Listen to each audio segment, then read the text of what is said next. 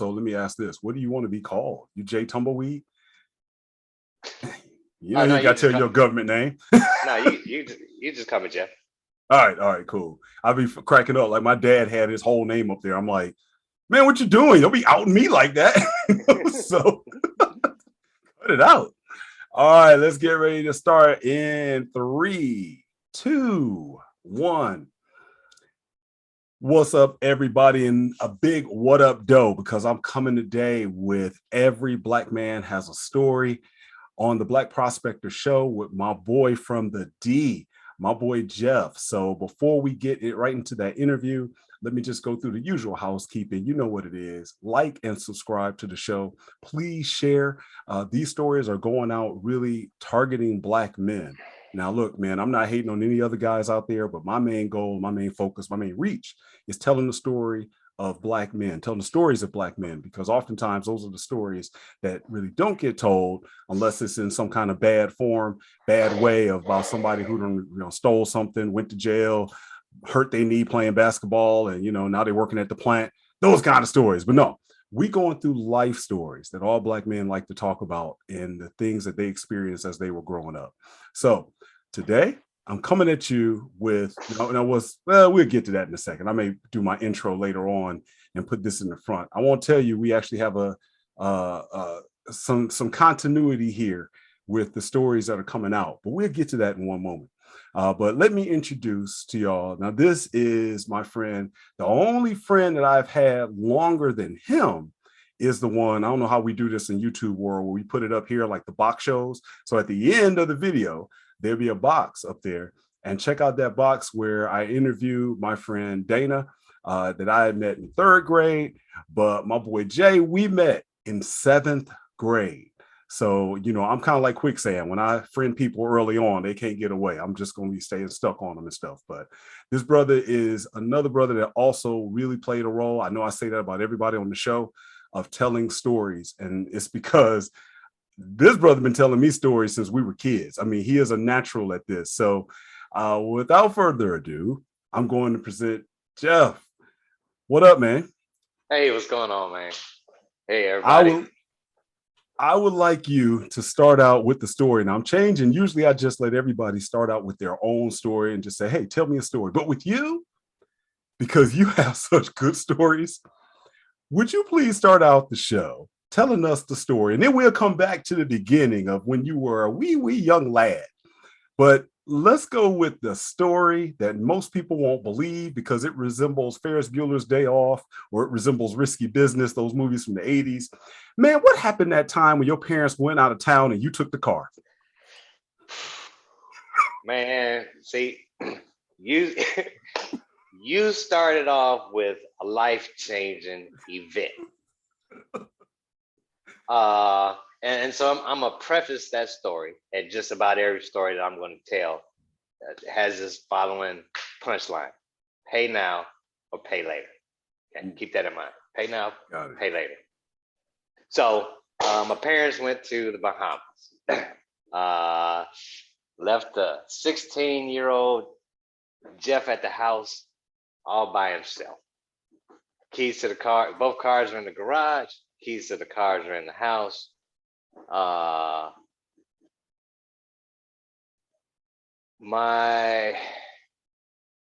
just had to check in with my local family members, every day to make sure that I was okay.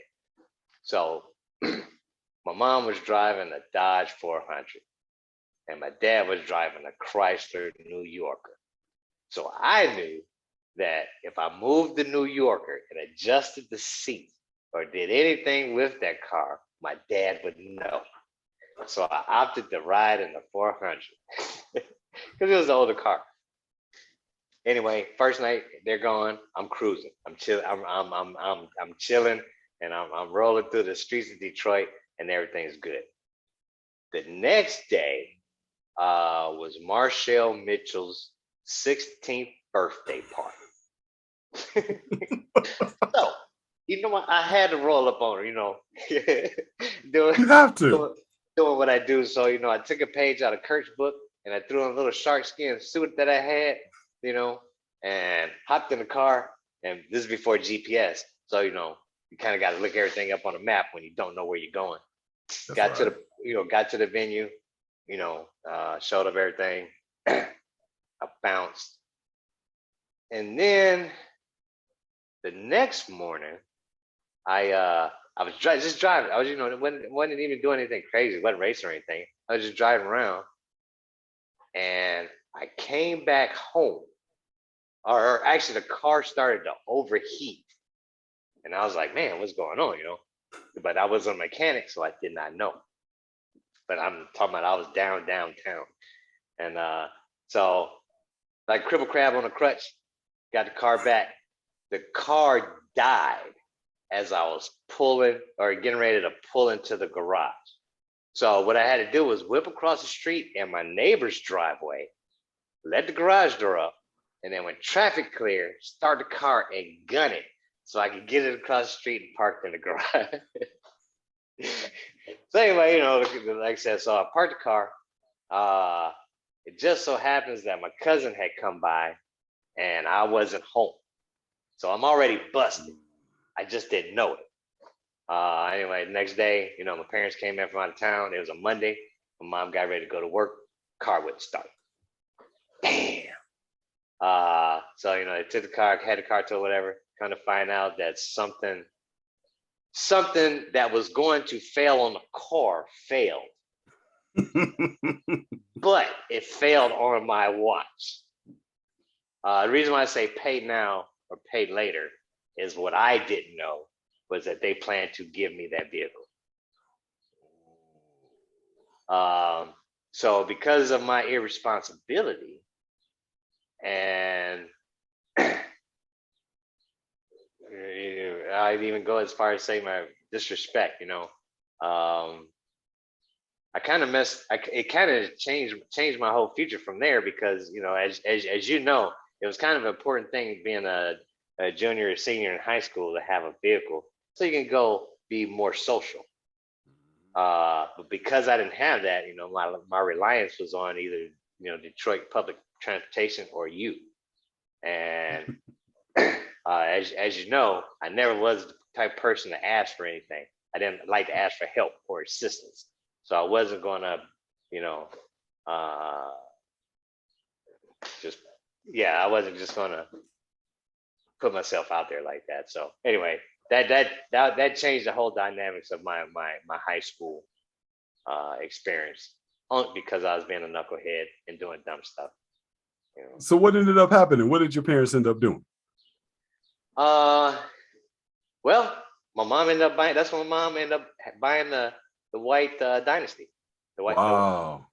But yeah, like I said, the Dodge was going to be mine, and so they just went ahead and traded it in, and she bought herself a new car. Ain't that something? It's crazy how things work out. But yeah, it was. But if I had known that, like I said, I think things would have been a little bit different. But I was immature. I was a single child, and I had to do something. They just said, they said, don't go nowhere. I don't know. I mean, they gave me a whole list of things not to do. Driving the car was not on the list. I gotta ask, what did your dad do or say? Like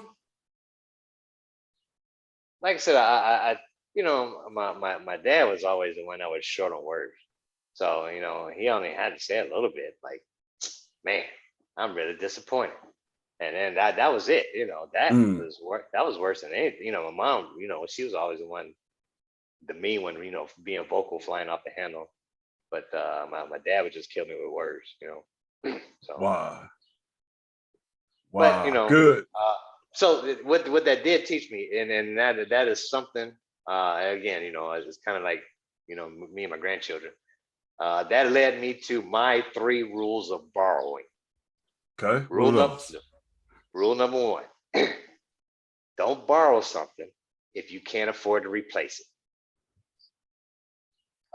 Just that simple. Like if you can't afford to replace it, don't even ask for it.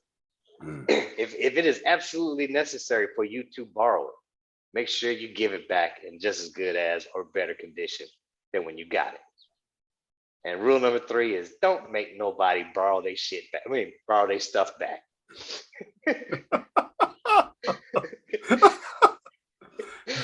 Don't worry, man. I don't know if YouTube gonna strike me down. So you good. You good. Oh, okay. I know Yeah. you, man. You say what you want to say. No, Don't let them borrow their stuff back. yeah, like, hey man, can I borrow my vacuum cleaner back? Oh man. That's so true. You've only had it for a year. Like, oh, That is so true. So those are my three rules of borrowing. But that Dig came it. from that experience. All right.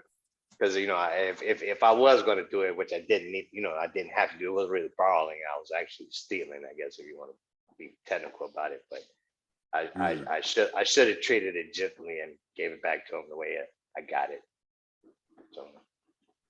Well, one thing I know about you is that you live by codes. And I think they probably maybe can be categorized as, they're your own personal codes. So let's go back to the very beginning, man. I met you 7th grade. We both going to this Catholic school. You had already been attending far, many more years. You had been there, since kindergarten, I think. So since you had been there long, let's just start from there. What was your childhood like? I mean, how much did going to that particular Catholic school play into that? Did that make you into the kind of the pattern or systems person? What was life like for Jeff growing up that you can look back and be like, yep, those are some pivotal moments? What stories do you have from there? Well,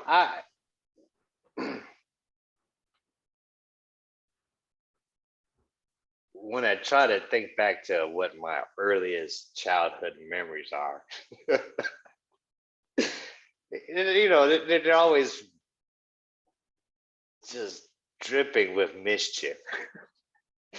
Like probably my earliest childhood memory, especially a presentation, was because we were in Michigan, we had old steam heat, steam heaters. And so I remember in 2nd grade, we're all sitting on the floor, and I was sitting next to the heater. And whatever the teacher was talking about, and I want to say it was actually states and capitals of all things.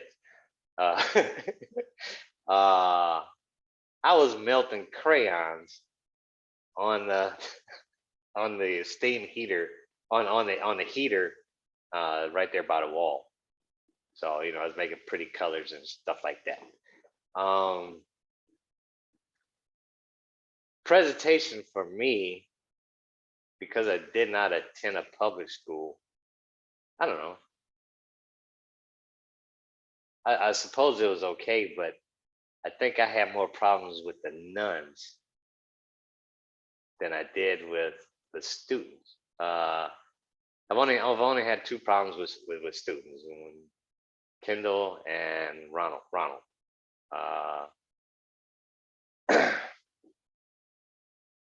Yeah.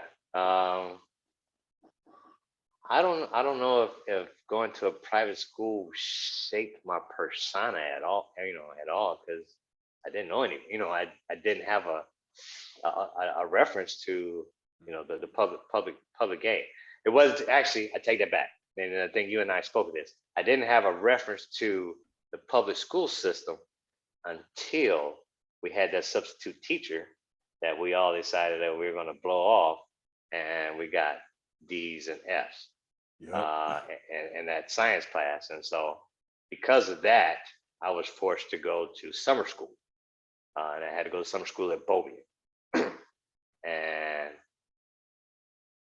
the unfortunate thing, maybe it's unfortunate or fortunate, but when we got there, or when I got there, I think the first assignment that we had was like a writing assignment of some sort. And so I did, wrote it, whatever. And then the teacher was like, why are you in summer school? Because clearly, you have the ability to write, articulate, you do math. Like, what happened? I was like, we had a substitute teacher. I blew her off. I got an F, And she was like, well, some of these kids in here ain't smart as you. Maybe you can help them out, or help me help them, kind of thing. And maybe that was the thing. Maybe that's where the helpful Jeff came from. You know, I don't know, but that was just that one particular summer, and I couldn't tell you any of the kids that I went with. Let me chime in, just so folks kind of, and don't worry, no, y'all, I'm not 420 and back here. This is just my instance I got going. So, just so folks not seeing, I'm not down with the weed out, but I like you young guys. I love for you young guys to smoke. Y'all keep smoking, because us old men that don't smoke and are on TRT, thank you. You helping us out quite a bit. But anyway, just to go ahead and explain to everybody on the significance of what you said about that teacher that year. That particular week, like you said, we had a substitute teacher come in, and the whole class just gave her the riot act. I mean, nobody was listening. And every class she came in, day out. And I can't remember why she had to stay with us for so long, but she ended up being our teacher for like the rest of the semester. And almost everybody got failed. And me being the biggest nerd in the world there, and we'll get to the square pegs later on, but me being a nerd, I think I ended up getting like a C or something. And because of that, I was able to be homecoming king. And one day when I tell my story, you realize how traumatizing that was, to be homecoming king only because you were the only one that got a grade and it wasn't as bad as everybody else's. But, that's why it was such a thing, because one thing about you always got good grades despite the mischief that you might have been involved in. Well, let me chime in. What do you think? All right, go ahead. Because actually, you reminded me something that I could say kind of did probably shape my persona. If you recall, when we were going through school back in those days, classrooms were kind of divided based off of merit. So you kind of had I don't know, you call it an A group, B group, and C group, where A group would have been the academically superior students. The B group would have been, the standard students, and the C group would have been the students that were kind of behind and needed additional assistance. I don't know if you remember that. So what happened with me, and this is something that I kind of have done throughout my life, and maybe it's not necessarily a good thing, but I may have been, at one point, I was in the academically superior group. But then I realized that I could provide more assistance to the B and C group if I wrote down all the answers and then sold them. What an entrepreneurial spirit you have at that young age. Look, I'm trying to make sure we all come up, because I don't want nobody else. No student left behind. That was my mantra. I just didn't know. That makes sense. But, and so that's what I used to do. And so a lot of times I would dumb myself down in order to be in a mediocre group in the 80%, the 80%. But, even though I was working, because the thing about it is I was helping the A group as well as the C group at that time, especially those, like I said, those later years. But, and that's kind of been something I've done my entire life, is kind of hanging my 10-80-10 rule. When within any group of anything, 80% is the socially accepted norm. There's going to be 10% to the left, and there's going to be 10% to the right. That's with anything.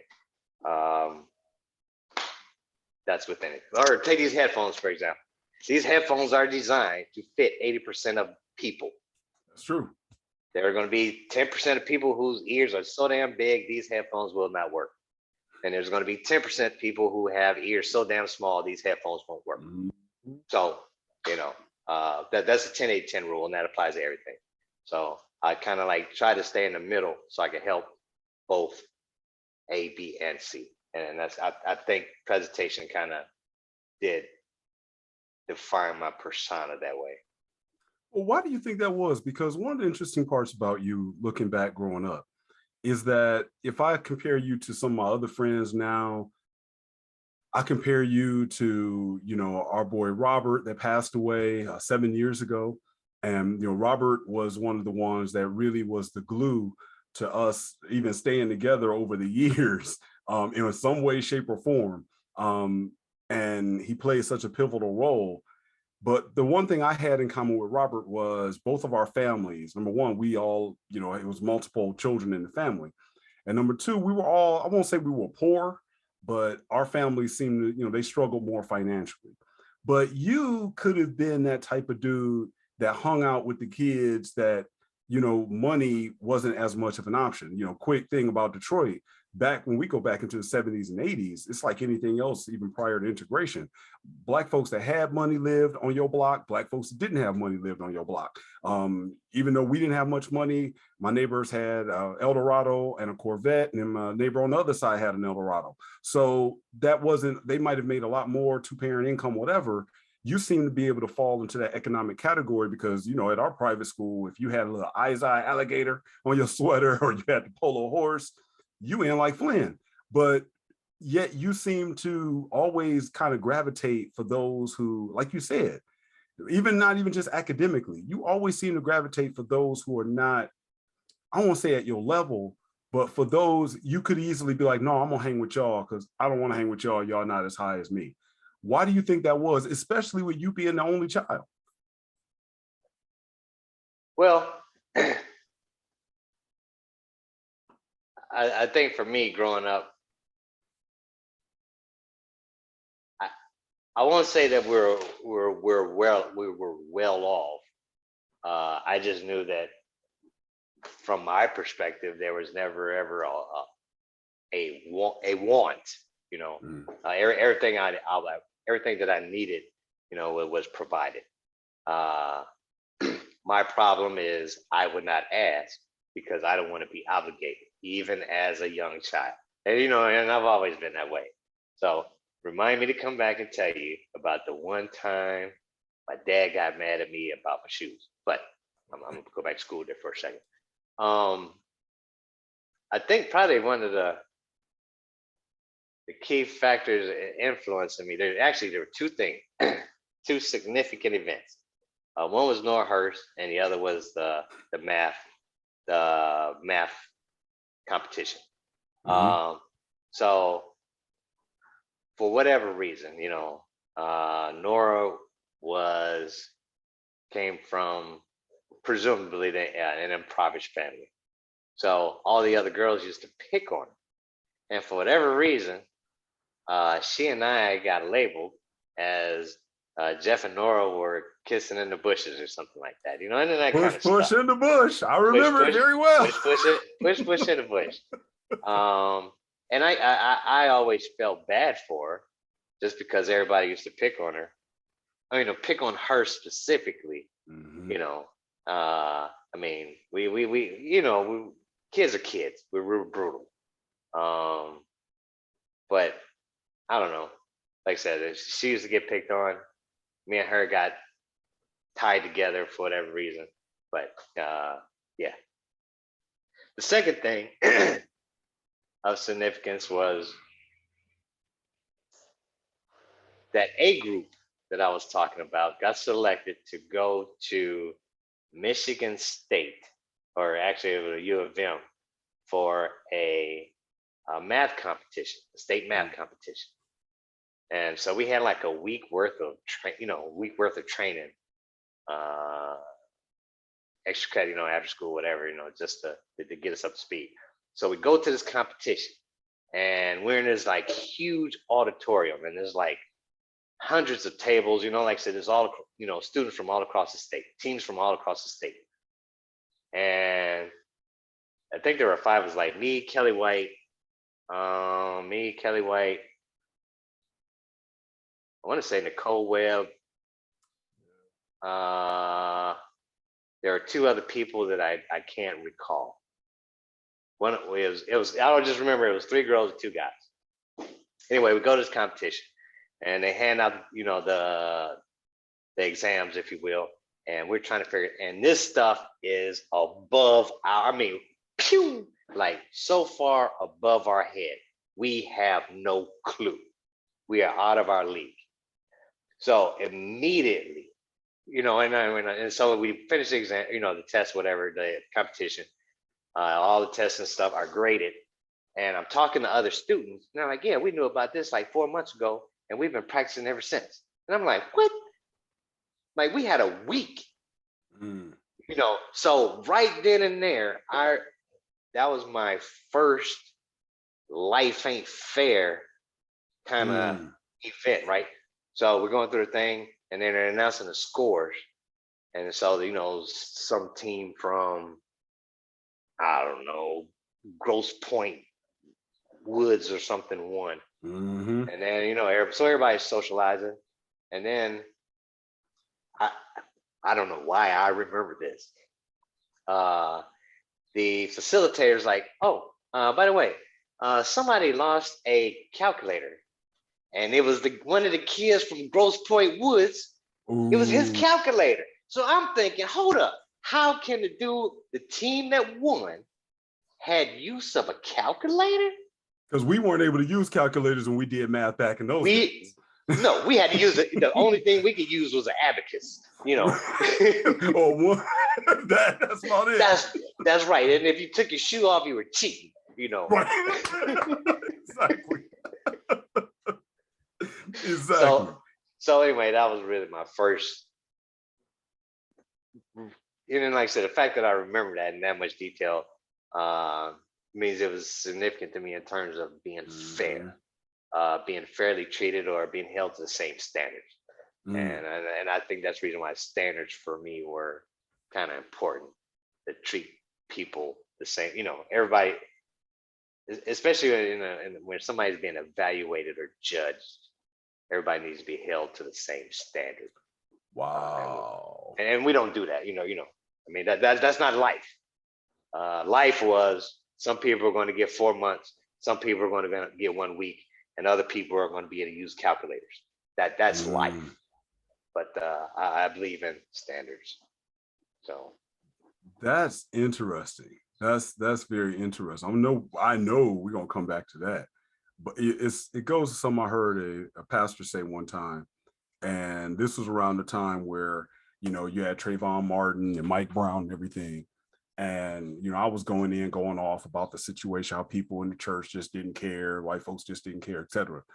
And he did make a point to me that I had to concede. It wasn't so much an excuse, but he said, over the years I found that some people have a true sense for justice, and that's like their gift, that in every situation they feel like there should be justice that comes out of this. And he was like, he's learned that not everyone has that. I think you definitely have always had that kind of sense for justice, or like you said, you noticed something's not fair. And the key is, I think, what makes you different than many others, what can I do about it? Because I think other people do notice it. Well, you have that percentage that may notice something's not fair, but then they just kind of like, oh well, sucks for them. I'm benefiting. But it seems like when you notice something isn't fair, you want to go ahead and do something about it. Interesting. I think that's going to come back up again. So we have presentation, man. You stay there until the 8th grade, and then you move on and go to high school. Now, just so everybody knows, because we're going to probably name some people, as we said, it was a presentation. It was really 4 of us. It was me, it was you, Robert, and Quentin. But Quentin ended up, first of all, I don't want to leave the square pegs, because that played a pivotal role. And actually, I have to touch on one other thing in presentation. First, the square pegs. You mentioned Kelly White. We all seem to have a thing for nerdy girls. Whether it was Kelly, whether it was Ryan, we just seem to have a thing for nerdy girls. And it was like, at that time, we didn't have a hard time identifying even as nerdy dudes. But the other thing, speaking of nerd, you mentioned states and capitals, because we can't leave presentation without talking states and capitals. What in the world, how in the world did you probably set a legacy for states and capitals at that school that will never, ever be forgotten, even though the school is now gone? How in the world did it start with you and Mr. Feldhaus with states and capitals? Well, because the thing about it is, Mr. Feldhaus, the first year that I had him would have been 7th grade. He was not. First year I had him. Exactly. He was not a 6th grader. He was not a 6th grade instructor. So, like I said, you and I got him at the same time. So I would even have to go as far as say, you are the reason why I became. No, work with me now. You are the reason by proxy that I became the states and capitals king. All right. Because you and I met or got, when we got in trouble first day in science class with a picture in a book of a mouse eating a worm. So at that point, I was his target because I was going to be that mischievous kid. So, like I said, I don't remember anybody getting, in trouble with that particular punishment as much as I did. But I never did do anything terribly unruly in his class. I wasn't an unruly child or anything like that. I used to play breaks, with pencils, with Quentin and stuff like that.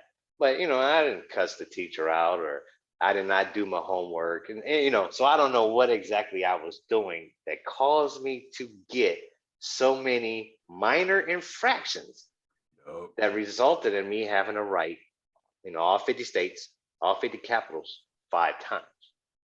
But it just, what? Sometimes you just got to take advantage of the situation. So I had got to the point where I knew them all alphabetically, and it wasn't nothing but I could write a state's capitals probably faster than most people could fill out a check, back in those days. Yes, you could. So when other people got the punishment, the punishment is really, and the thing about it is pay now, pay later. What Mr. Feldhouse was trying to teach us, we just didn't know it, was if you pay attention in class right now, it'll help you later on. But if you're going to waste my time, then I'm going to waste yours. And that's what the states and capitals was. It's all simply time management. You pay now, pay your time in class, or pay your time when you get home. You're going to pay one way or another. So I'm going to take your time. Well, you're not going to take my time because I'm going to circumvent the system. Matter of fact, on my free time, I used to write states and capitals because I knew I was going to get in trouble. That's bad right there. I already had it, man. You can't touch this. So, so when other people used to get in trouble, it was just simple for me to say all my states and capitals, and that's kind of how that manifested itself, And what made you think? Because I wish I could find it on a piece of I keep a little bit of everything. I'm kind of a pack rat. I don't know about you, but man, I really wish I could find one of your old States and Capitals papers of you writing in between the spaces on a sheet of paper. That was genius, man. That was genius. What in the world made you think to do that? I think it comes to, if you're going to waste my time. Well, and actually, I would probably say Sister Sharon played a part in that. Because Sister Sharon used to ride me, actually sometimes you, Gregory Pitts, about our handwriting. Gregory's cursive, and this back in the day, for those of you who, young folks, we used to have to write cursive back in the day. Right. I know y'all don't have to. Devin had some really articulate, not articulate, he had some very delicate penmanship. Probably the best way to describe that way. Kelly White, hers was more artistic. She used to draw circles over her eyes. Yes. Instead of a dot, it was a circle. Gregory Pitt, everybody else had a 75-degree slant. Gregory had a 30-degree slant, and it's like, and mine was micro small. And so, again, things we know now that we're older, older teachers have problems reading handwriting from people who's, their vision's going bad.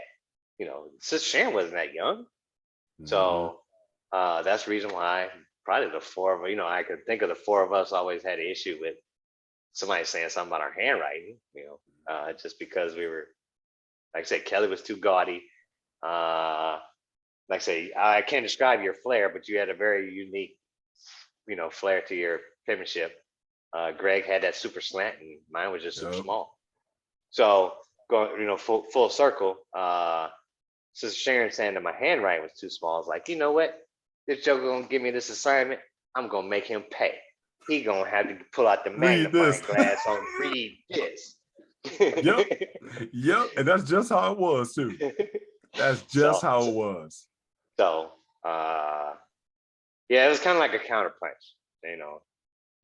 But I guess if I had to look at it, you know, I don't like being punished. If you punish me, you know me now. If you get mad at me, I get mad back. If you're happy with me, you know, I'm a reciprocator. So that was my counterpunch to, you want to waste my time? Okay, I'll waste yours. That has to be frustrating for a teacher. And that kind of reminds me, because you said something I've never thought about in those years of presentation. I can't really think of any bad kids. Now, you know, we used to get out of school earlier than the junior high. You mentioned Bobby, and that was right around the corner. You know, the public school kids were the bad kids. But we had a lot of public school rejects in our school, or just the fact that their parents had some money, they sent the kids to our school. They could pay for a private school education. But that didn't mean the kids were necessarily any better. But I have to say, I don't really recall any, especially the boys, being bad. I don't really recall a lot of fights. I don't recall a lot of stealing or anything like that. Not, you know, what we would see in the public school. Yet, Sister Gabriel, Sister Sharon, the teachers, man, they acted like we were in a doggone prison. You know, they treated us like we were prisoners, and they have to, that pointer, and I talked about this in the video on discipline recently, that pointer that they would come around and hit, which leads us to this story. Tell us the story about you and Robert wearing the headphones like I am now. Because I will never forget that one. Tell us that story about you and Robert sitting next to each other. I think when you used to have those, for my Gen Xers out there, y'all remember when you had to put the headphones on and you go listen to the little recording thing. I think it beeped. But you and Robert decided to have a little conversation with y'all headphones on. How did that go? So, well, back in the day, we didn't have noise canceling headphones. We had big, you know, audio helmets and you know, and stereo A. But no, it was some form of English or something. But yeah, we had to listen to these stories with these headphones on and just kind of press the A button or the B button or something like that. Well, Robert and I were sitting in the back of class, you know, both of us have our headphones on. And sometimes you think you're whispering with those headphones on, and you're really not. So, you know, Robert and I used to play the dozens all the time. And the thing is what he's hearing and what I'm hearing in the headphones, we're listening to it simultaneously. So somebody said something, you know, on the hand, you know, on the recording, and I looked at Robert and I said, "Tell your mama that." And Robert read my lips or heard something completely different. And then he was like, you know, just started dropping bombs, you know, and it just kind of escalated.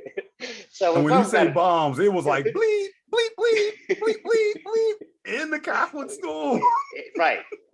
So yeah, we both got in trouble, you know, we both got in trouble for that.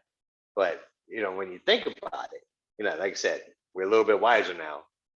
So there was nothing that I said that I had not said before. So clearly something was going on at home with Rob, that he was just having a bad day that day. And it only took one little bitty thing, you know, maybe something happened between, you know, Ms. Mullins and Mr. Mullins. And it just took me to say something about Ms. Mullins, and, you know, he snapped. So yeah, you know, sons defend their moms, you know, daughters defend their dads. I said something about his mom at the wrong particular time and a day, and it just blew up, you know. But yeah, it was a crazy moment, because, like I said, we're going off thinking we're whispering, but we're whispering back and forth. But clearly, we ain't whispering nothing. And I'm the one, I'm on the outside. And so, y'all, mind you, the class is quiet. It's like they're reading, they're over there. Everybody else, you can hear a pin drop. And all of a sudden, you hear these two dudes cuss, "Well, your mama, blip, blip, blip. Well, your mama, blip, blip, blip." And we like, you know, turn around, look. And I just remember Sister Sharon coming over there. Wham, wham, wham. And I mean, just doggone treating you like you in 12 years a slave, which she did that all. Well, see, well, you know, when you think about it, and I really had kind of forgot about Sister Shane and a pointer, but when you think back to it, you know, it was kind of unfortunate because she beat certain people differently. Yes. Yes.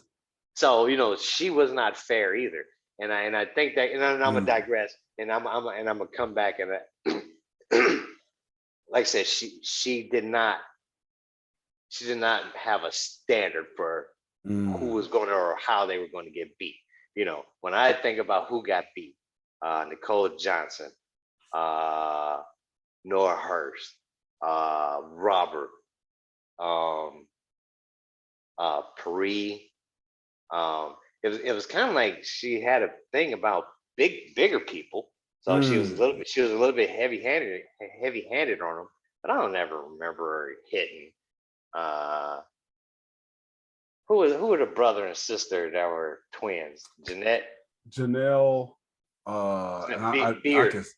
Yep, Janelle Beard. I forgot the brother's name. Yep. She didn't hit, you know, Joe Blankenship, or she didn't hit. Who was the guy that used to be able to do a whole bunch of sit-ups, and he was long jump, like Chris? Is his name Chris? Oh, Chris Webb, Chris or Clark? Something like that. Chris Clark? Was it Clark? Yeah, okay. Might be Chris Clark. Yep. Okay, yeah, you know, any of those people in that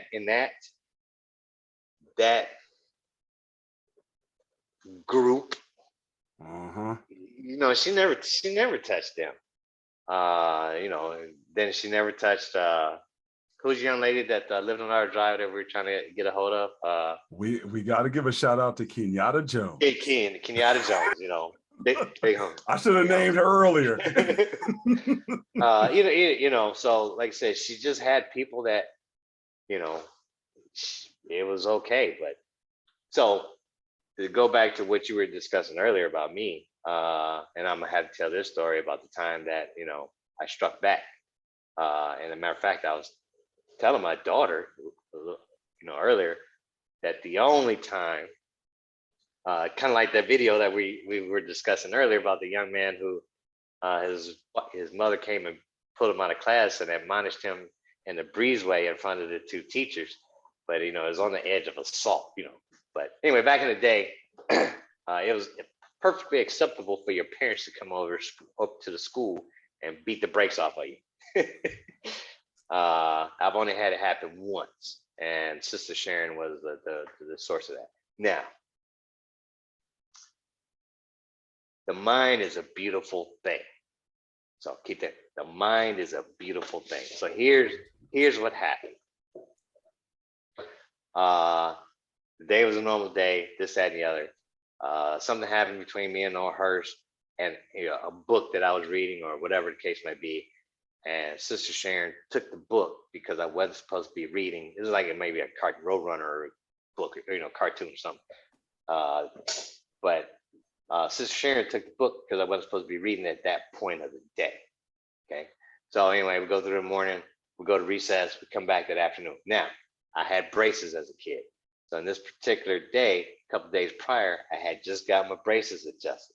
So my mouth was exceptionally sore. So we're standing in line to do something, and I'm talking. And I'm not supposed to be talking, and she comes up and she grabs my face, you know, grabs my mouth. You know, like I said, she was heavy-handed with certain kids, and I was one of those. But she grabbed my face, and I hit her hand.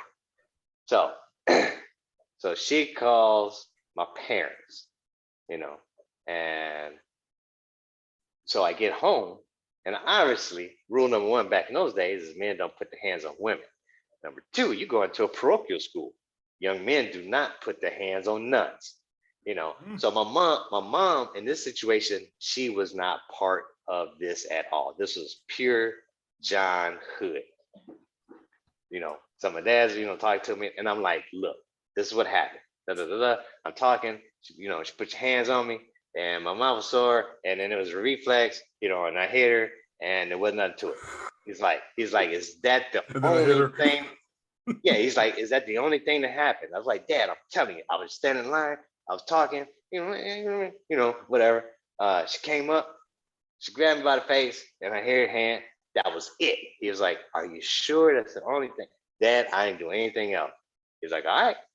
He was like, we'll go to school tomorrow. Because with him, there's always two sides of every story. So he's like, okay, when I go up to school tomorrow, and we'll find out. And so I'm like, cool, because I'm legit. Because all I was doing was standing in line, running my mouth when I wasn't supposed to. She ain't had to put her hands, on me. So I'm legit. We go up to the school. And that early in the morning, before y'all get there. And my dad's talking to Sister Sharon. She's like, yeah. She's like, well, Jeff was reading a comic book in class. And I'm like, they ain't got shit. They ain't got nothing to do with it. The mind is a beautiful thing. I have forgot about the comic book. The comic book didn't have anything to do with what happened in the afternoon. Mm-hmm. But my dad said, is there anything that happened that I need to know about? In my mind, you didn't need to know about that because that didn't have nothing to do with it. In their minds, I had a pattern of misbehaving that day. So because my dad asked me, had I done anything else? And I said no, he was obligated to whoop my tail in that school. So he took me in the bathroom and I got a whoop. And I've never forgot about it. Now, never forgot about it. Because I was I felt I was unfairly beat. Yeah, but then of course he feels justified because he did say, was there anything else? That's correct. So like I said, that's the reason I say the mind is a beautiful thing. In my mind at that time, one thing didn't have anything to do with the other. Mm-hmm, mm-hmm. But they were looking at a cumulative, total of events where I was just looking at that one singular event. So, that's kind of like what we talk about with wisdom, is young people can only see that one event. As you get older, you can see secondary effects. As you get wiser, you see the, tertiary, secondary and tertiary levels. Well, they were looking at, future effects, cumulative events. And I was just looking at single focus on that one little thing. Yep. So now we go into your high school years, because when you said that, it made me think of certain events that happened during those years where it's like, I want to say, now I'm an outsider, so just to explain to the audience, the three guys went to, and we have to put in Kenyatta Jones as part of our Square Pegs crew. So the three guys went on to another Catholic high school. I go and get shipped out, we'll say, out to this suburban white Christian school. Kenyatta ends up going to one of the more, we'll just say, highfalutin public schools in Detroit, where all the smart people go. So she gets into there. And so Kenyatta and I kind of separate. You three move on to the high school. And I can honestly say I don't really remember off the top of my head what life was like for you in 9th and 10th grade. I do remember a lot about your 11th and 12th grade years, though. And you seem to kind of now separate a little bit from, I think all three of you did. Quentin played football. Robert played football for a year. But you just kind of seem... No, actually, there was one year in particular. Okay, that kind of takes me to another story about fairness. Go ahead. But there was one year in particular where all four of us played football. Quentin, Robert, Kurt, and me. Kurt played as well. We haven't introduced Kurt yet, but go ahead, introduce Kurt, because Kurt does come into the landscape. Okay, so yeah, Kurt, all four of us played football. Well, in this situation, it was summertime, and I was going to try out for football. So that particular summer, we were going to the school and working out. And then so for whatever reason, my grandmother, my mother's mother, had come from Louisiana and she was staying with us. So one day, I hop on the bus, I go to school, go to the gym, workout. I get off the bus at Wyoming. And then I walk from Wyoming to my house.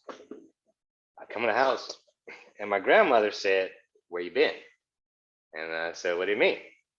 And she said, "Well, you're sweating and you didn't get, and the thing is, there's a bus stop right outside of my house, right there on the corner. And so she said, you're sweating and I didn't see you get off the bus. So where you been all day?" I was like, "Well, I went to school and on the way home, I got off the bus at Wyoming because a whole bunch of people were getting on the bus." And anybody who's ever rode Detroit transportation knows you get on the bus at the wrong stop. There's gonna be people standing up in aisles and you're not gonna be able to get off the bus. So I just opted to get off when everybody else was getting on and walk 3 blocks to my house. Well, she had it in her head that I did not go where I was supposed to be. So she told my mom when my mom got home that, hey, she, recants the whole conversation. And the thing about it is my mother took her side. And it bothered me because my mother's never rode the bus.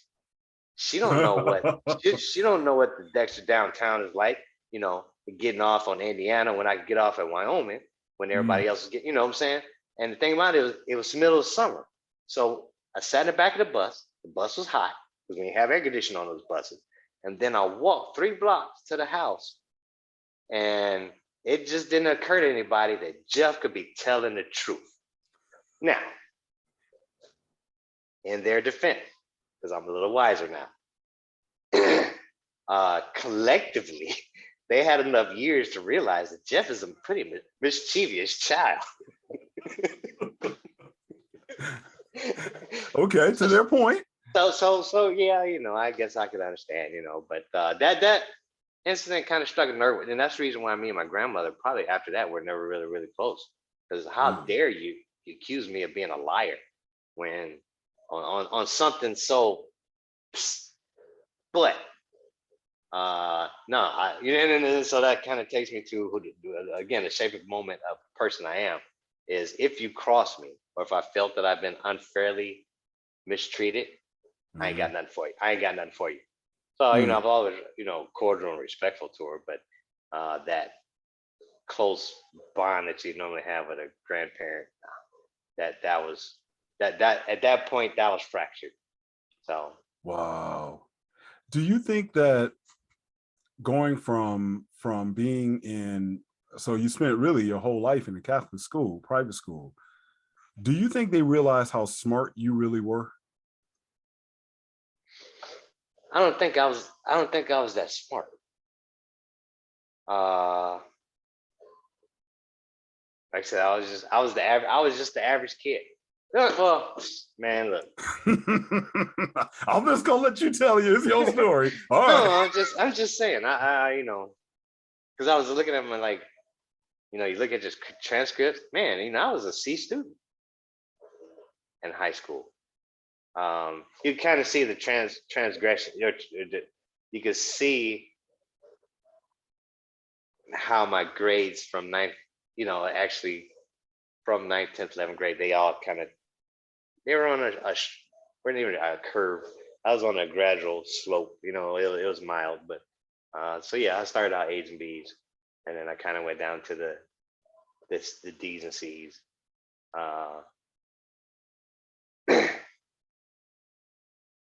Look, here's what I remember about my academics in high school. Okay. 2 points. Every decision has consequence. Every consequence has a reaction. All right. Pay now or pay later. So in that freshman year, I had all honors courses except 7th period, which was typing.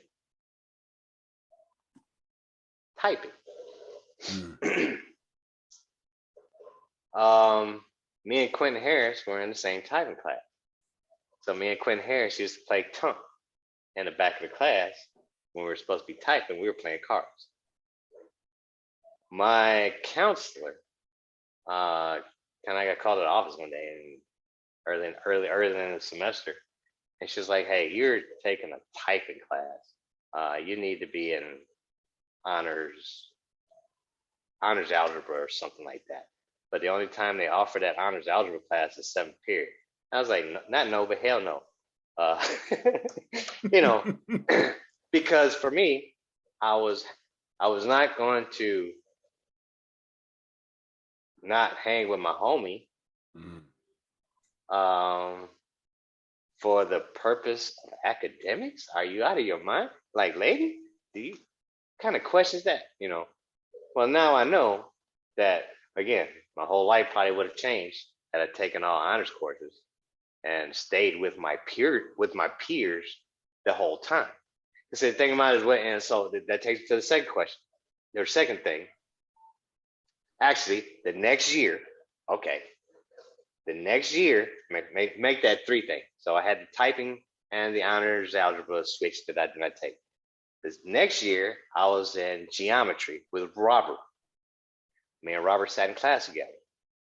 And the teacher pulled me to the side. I can't remember the instructor's name, but she pulled me to the side and she said, Jeff, or, she called me Jeff, but essentially what she was saying was, you're holding Robert back because you're too advanced for this and he's struggling and you're distracting him.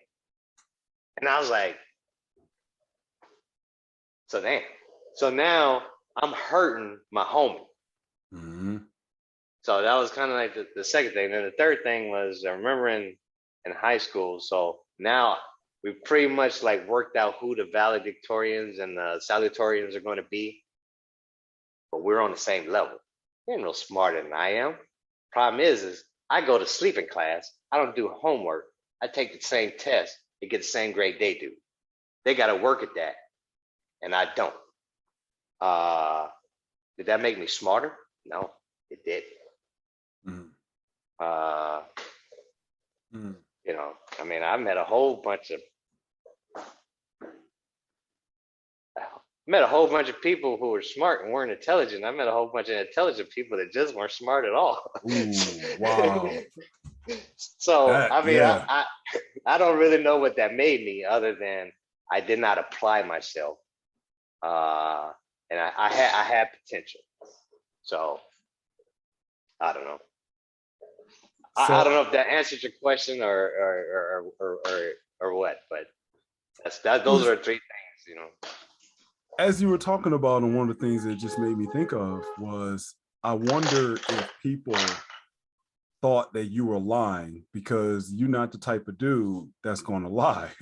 I mean, the same way, like you said, with the Sister Sharon incident, it's like, she grabbed my mouth. I did what I had to do. So it wasn't like, oh, no, it didn't happen. And I almost wonder if people always perceived you might be lying only because you were so good at, I don't want to say getting in. You did, like in school, you'd have been that white collar criminal. I think people would have predicted you'd be the white collar criminal, not the, the breaking and entering type of dude. You'd be the mastermind, And I wonder if people perceive you that way, like, oh yeah, he just shady, because they knew how smart you were. And I need to do a fact check on this, but I'm going to say something and I could be wrong. But if I recall, and I need to go look at the yearbook, I was voted most likely to succeed. Really? In high school. It was all about it was all about the, I don't know. I don't know. I don't know. Like I said, it wasn't about the effort or, I think there are some of our peers that, if they weren't academically elevated, they were missing out. If they weren't on the football team, sports elevated, they were missing out. You had those students that had to have, the Gucci, the Polo, the Louis Vuitton or whatever it was back in the day, the goat, what is it, the sheepskin jackets and that type of stuff. They had to have the name brand stuff. They were on that level. If nobody acknowledged them, they were missing out. I wasn't that guy. I didn't really. Believe it, I've never had a pair of Jordans or no shit like that. I don't really care about name brand. You know, for us, man, look, as long as your zips made you run fast, that's all that Doesn't matters. You matter. know, that's all that matters. You know, it's like, hey, you know, Chuck Taylors or Converse, man, they don't make you jump Right. any higher. You know what I'm saying? Then they came out with the Nikes with that you could pump them up. You know, I mean, that was the Right. thing. Well, you know, we didn't care about that. I didn't care about that. But there was a reason why. It's because I would have had to have to ask for it. And I Mm. refused to ask my parents to anything other than the necessities. So Wow.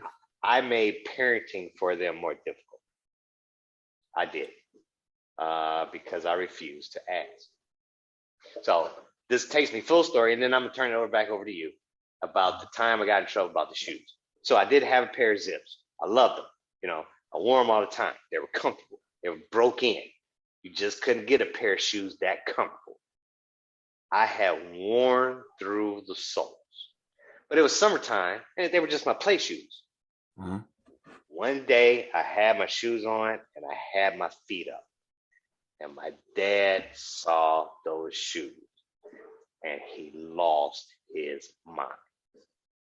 Lost his mind. He was like, "We work hard, so you can have everything in there. How dare you like walk out of the house with a pair of shoes with holes in them?" And I'm like, you know, in Mm. my mind, now I didn't say this because I'm still living. But I'm like, dude, why you tripping? You know what I'm saying? These jokers are comfortable. They're like house shoes. Like I float in them. You know. I mean, it ain't that big of a deal. But for him, how he grew up in the country on the farm, they were taught you have two pairs of shoes. You know, you polish your shoes. You know, the shoes that you wear in the fields or this, that, and the other. You know, you wear to school. You polish them. You take care of them. This, that, and the other. You know, and it was representative of the parents how the child looked, how the child looked. You know, so you and I say we would not allow.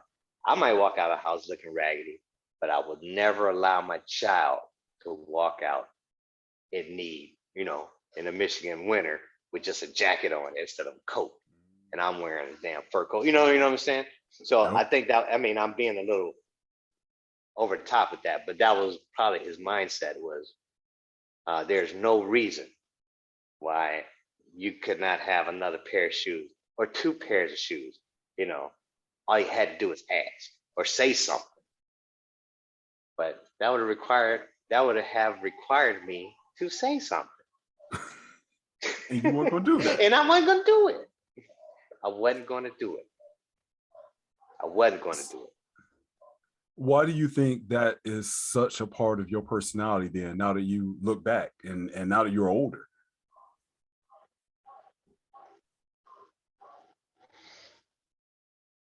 Um, well,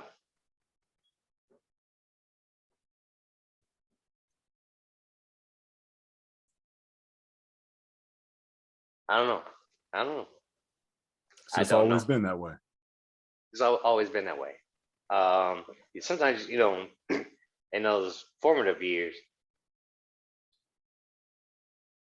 you know, I kind of say that we're gonna kind of go out the same way we came in. So if you're born in trimesters, then you're gonna go out in trimesters. So for us, Mm. you know, from 0 to 25 are our formative years. So the things that you do as you know, as when you're young, and I say young being 0 to 25, those become habits, and habits become institutionalized. So for my first 17 years, I was just kind of institutionalized. I wasn't going to ask Mm. because I just didn't want. Just had this fundamental thing about being obligated to other people. Like Wow. if I ask you for something, that means I owe you something, you know. And I don't like owing nobody nothing. I don't like to ask for help. I will struggle. Now, if you offer, that's completely different. And even then, I'll probably decline the offer, you know. But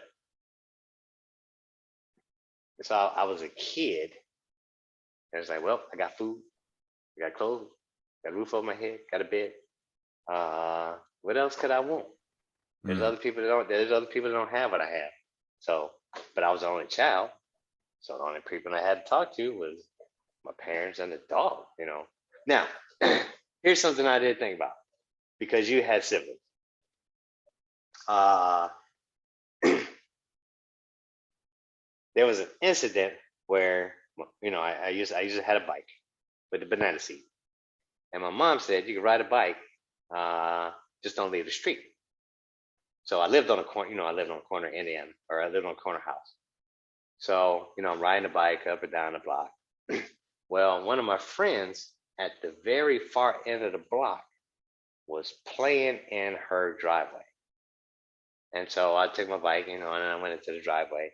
Well, from our house in the block to her driveway, everybody had decorative bushes and shrubbery and things like that. Mm-hmm. My mom couldn't see me. So anyway, when I finally came home, my mom flipped out. Like, where were you at? I was like, I was on the street. She's like, no, you wasn't. I was like, yes, I was. And I was like, I was at so-and-so's house. We were playing in the driveway. In my mind, if you had just walked down there, and I didn't say this because I'm still living. Right. Good. But if you had just walked your behind down there, you would have seen me in the driveway, but I was still on the street. Technically, I was still on the street. So this is what, one of the things that knowing what I know now, why my parents were the way they were. Back in the 80s, or in the 70s and 80s, a whole bunch of little black kids were going missing. And, there are some things that parents just didn't discuss with us. But child abductions was kind of one of those. But, they kind of find out that like hundreds of kids, in Detroit ended up going missing, especially black kids. And that was the thing. Well, I didn't know that. So I didn't understand their overwhelming, like, kind of like my mom had this like oppressive,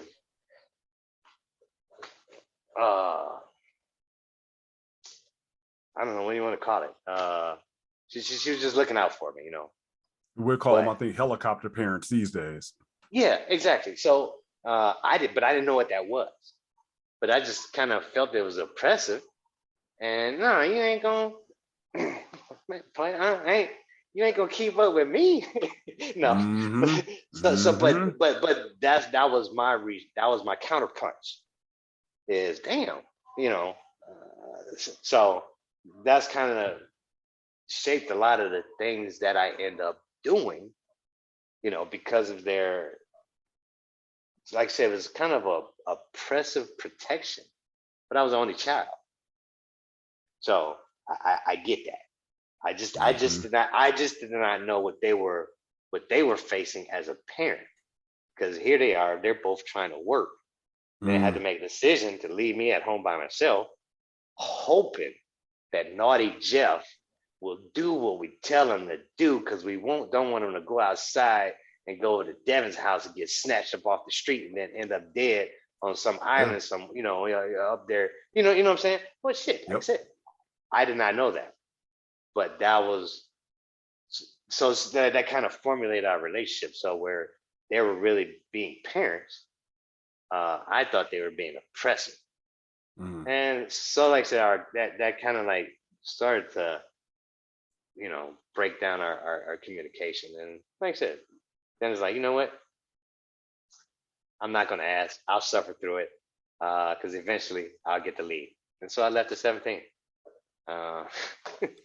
Which that we might as well go there then. And I guess to kind of make that transition, with our friendship, it's kind of like we had a short career. We were kind of like the Gale Sayers, because when I reflect on the amount of time I've spent with my friends, yours is probably the least amount overall, because we were in school together 2 years.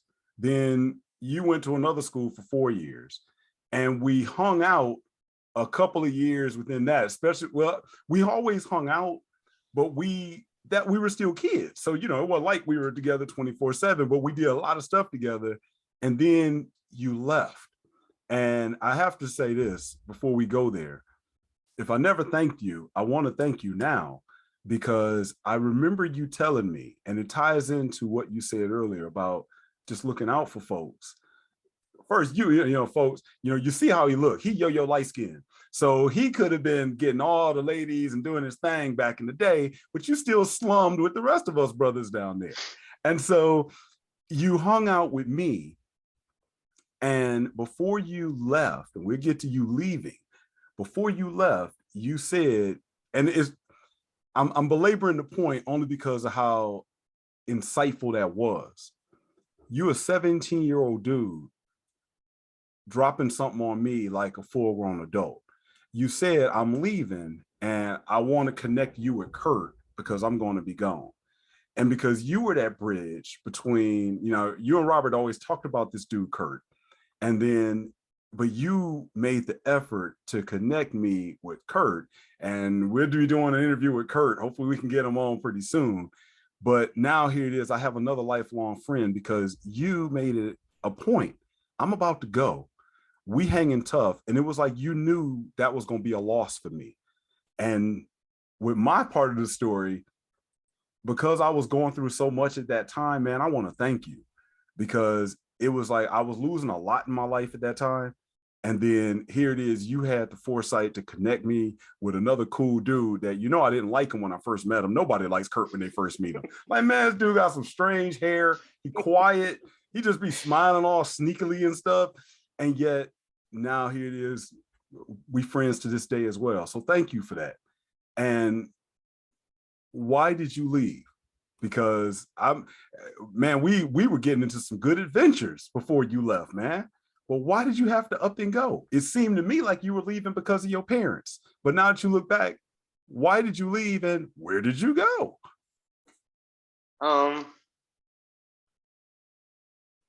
Well, the interesting thing is I joined the Army as soon as I turned 17. But because I had a late birthday, it was like we had just started my senior year of high school. So I knew in my third year of high school that I was not going to college.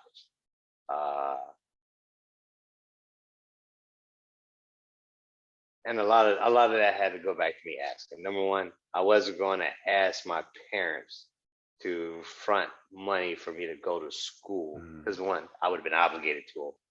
But two, I didn't know what I wanted to do, so I felt that I would have just been wasting money. You know, when I did join, when I finally did get my parents, you know, because I was 17, my parents had to sign off on my enlistment, you know, paperwork, giving me permission. It was crazy that they had to give me permission. But yeah, it was a recruiter that kind of said, "Hey man, go ahead and finish school," because like I said, I was just ready to go. So yeah, so like I said, I finished school, joined the Army. So yeah, that was the late 80s, and 87, 88, yeah, late 80s. Had you not joined the Army, what do you think you would have ended up doing? Whew. Man, that scares me. Because I scare myself sometimes. I don't know what would have. I don't know, man. That is a good question. I can't say that. I can't say that I would have been a role model, you know, or nothing like that. I can't. I won't even lean that way. Because I know I'm an extremist. I'm, you know, 99%, 90%. You know, I try to do the right thing. But then when I finally teeter over, I don't have a limit. And so, yeah, If life had pushed me over that 90% mark, you know, I wasn't going to ask for help. So I would have been probably one of them cats in Detroit that you would have been scared of. I mean, that's real. That's real. It reminds me, I'm trying to think, who was it, MC8 or somebody who had those, it might have been MC8 in what's up, y'all? Straight Up Menace. And he has that line in there that the hood then took me under. And I think the hood takes a lot of our best and our brightest under. And so had you been in one of the, Detroit suburban neighborhoods, I wonder how all the years we've talked about in school, how different that would have been.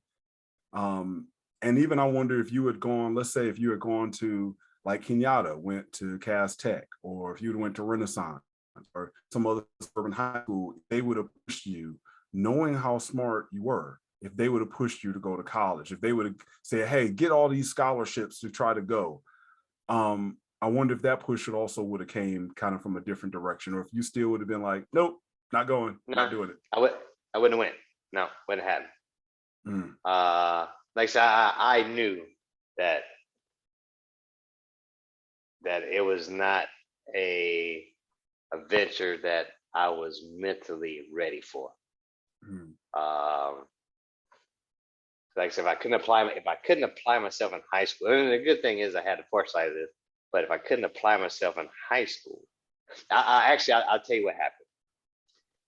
My mother was going through school to become a pharmacist, or pharmacy tech, excuse me. And, she already had a degree. My dad had a master's degree in business. But here she is, she's trying to go back to school to be a pharmacy tech. And I'm trying to teach her math. And I think that, watching her struggle going to college, matter of fact, my parents really did their best. I'm gonna come back. My parents sent me up to Marygrove. And I don't know, I might have been in high school. They sent me to Marygrove to learn Spanish. Now they probably were thinking, this cat is high yellow and he can assimilate in his future years. We're gonna help him out. No, they sent me to Marygrove to learn Spanish. I mean, I was a kid. So I think those two things, her struggling, trying to get her pharmacy licensure, and me going to Marygrove as a, probably ninth grader, maybe, I think it was probably ninth grade, going to college, kind of said, you know what? I don't think that's something I want to do. My only other alternative was, got to do something. You know what? I'm going to join the military. So that's kind of how that went down. So you joined the military. So let's go from 17 in your case. Tell me a story that you look back that you want to share, especially your military career. Tell a story that you want to share, that you can share, that really shaped you. Let's go from 17. I'm going to start from 17 to age 30. Oh, man, look, first of all, I think, you know what, because I spent so many years in the military, I would probably have to say, and I don't mean it to slight anybody, but 17 to 30, that's 13 years in the military, and that's not even the same graded scale as a 17 to 30 for a civilian. I mean, so, man, shit, 17, 30.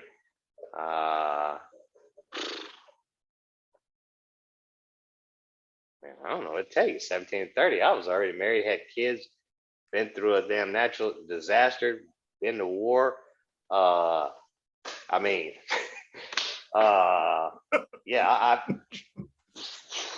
You mean you weren't living So, with your parents playing Xbox? Getting you a new ride? well, okay. So yeah, let me jump on that Marcus bandwagon there for a second, because I was going through my military paperwork the other day, and I found my first paycheck for pay stub, Mm. and it was $474 for monthly pay. That's how much I made. $474. So folks are like, man. I was like, no, that was a whole month's pay. So one thing that was significant, and one thing that's probably helped me, and I'm going back to your question, one decision that I made that has probably helped me my entire life is when I joined the military. And because at first, when I first went in, we got paid in traveler's checks. Really? Yeah, I know most people don't know what a traveler check is because they don't That's really true. use them. But yeah, we got paid in traveler's checks. But it was right at military kind of pioneer a lot of things, and the military is what pioneered direct deposit. So so yeah, right. So my first few paychecks were in traveler's checks, and then I would take them to the bank and then deposit them into my account, whatever like that. But when we started doing direct deposit, when the Army started making it mandatory, you had the option, or you had to make an election, and your options were to get paid every 2 weeks, or get paid on the 1st and the 15th, or get paid once a month. And I chose to get paid once a month. Mm. So what that meant for me was I had to learn early in my life that I'm only going to get paid at the beginning of the month. And I had to make that stretch for everything that I need and everything that I want. Now, at $474, I don't really have a lot of spending money, but I'm single. I don't have any obligations. I didn't have a car because obviously I blew it up. When I took it out, You could have had a car. I could have had a car, but I didn't have any of those things. It was just me. So yeah, that was one thing. So budgeting or managing money, I won't say managing money, but budgeting money. That decision, those first couple of months I was in the military, probably affected my life. The second thing,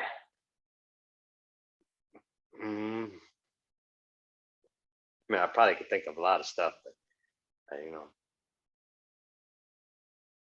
well, significant. I was, basic training.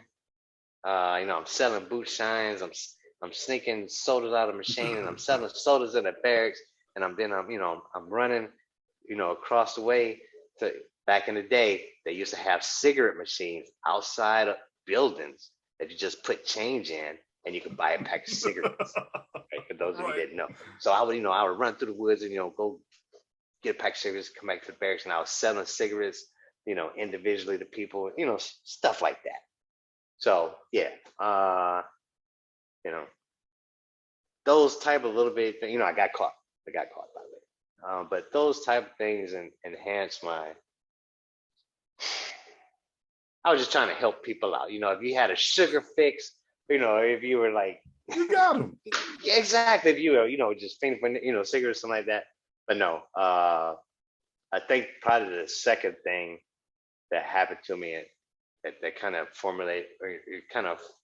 my mindset is when I left home, and I did not call home, nor did I write. So here I am in basic training, and my mother had to call her cousin, who was a retired sergeant major there in New Jersey, to come to Fort Dix and use his clout to check to see if I was okay. Now, here I am, a private in basic training, and I got a sergeant major pulling rank on my drill sergeants to make sure that I'm okay. So you know what? I'm pissed off because now we're not being treated fairly. If they can't have visitors, why do I get to have visitors? And now I know them drill sergeants and even my peers are probably going to shit on me a little bit because they think I'm entitled, and that's not me. But how dare you intrude on my experience? You know what I mean? Again, I understand that she was just looking out, and again, she was being concerned, but I kind of think she went about that the wrong way. So the thing is a similar thing happened some years later when we went to Desert Storm. I think I didn't call home, nor did I write, and so she called Red Cross, and Wow. The Red Cross contacted the unit and trickled down, and then it went to my commander, and my commander said, "You need to call your mother, and I'm going to sit here and watch you call your mother because it has to go back up the chain that we contacted you and you called your mother." So I think I realized I didn't like to be, it's oxymoron what I'm about to say, because my mother said it. She said, "You'll never be successful in the military because you don't like authority." And it wasn't that I didn't like authority, is I think I like authoritative structure. I just don't like oppression. And so if you try to force me to do something, then I'm going to push back. And so I always felt like they were forcing me to do something that I just didn't understand what they're trying to force me to do. Sometimes it's real easy to get frustrated when people are trying to guide you somewhere and you don't understand what they're guiding you to. But if they explain to you, this is where I'm trying to take you to the water so you can drink. You'd be like, "Oh, okay, I might go ahead and go and give me a drink of water." But if you grab a horse and just snatch on him, and then he's gonna buck and he's gonna fight and he's gonna like, "Hey, let me go." He doesn't know that you're trying to take him to the water because you ain't explained to him. I'm trying to take you to the water. I think that's what happened with me. I felt like I was being forced to do something, that they wanted me to do. I just didn't know what it was. But now I'm in a military where you are under orders. If somebody says do it, you do it. But I was like, okay, not a problem, because there are rules. See, and everybody was held to the same set of rules. Everybody was held to the same set of regulations, and everybody, so that was the structure that made it easy. I always say the Army was the easiest. 22 years in the military was the easiest job I could ever have in the world. Man. So, easy. Wow. This is why I love doing this, because I learned so much about people that I've known all my life. So you mean to say that maybe many things, even with your parents' relationship with you, a lot of things could have been maybe alleviated if it just would have been explained to you exactly why they're doing it? Yeah, see, like, what you don't want to do with your children is place expectations on them. Because then what ends up happening is a child says, "Okay, I need to live up to mom and dad's or granddad's or your aunt or who family's expectations."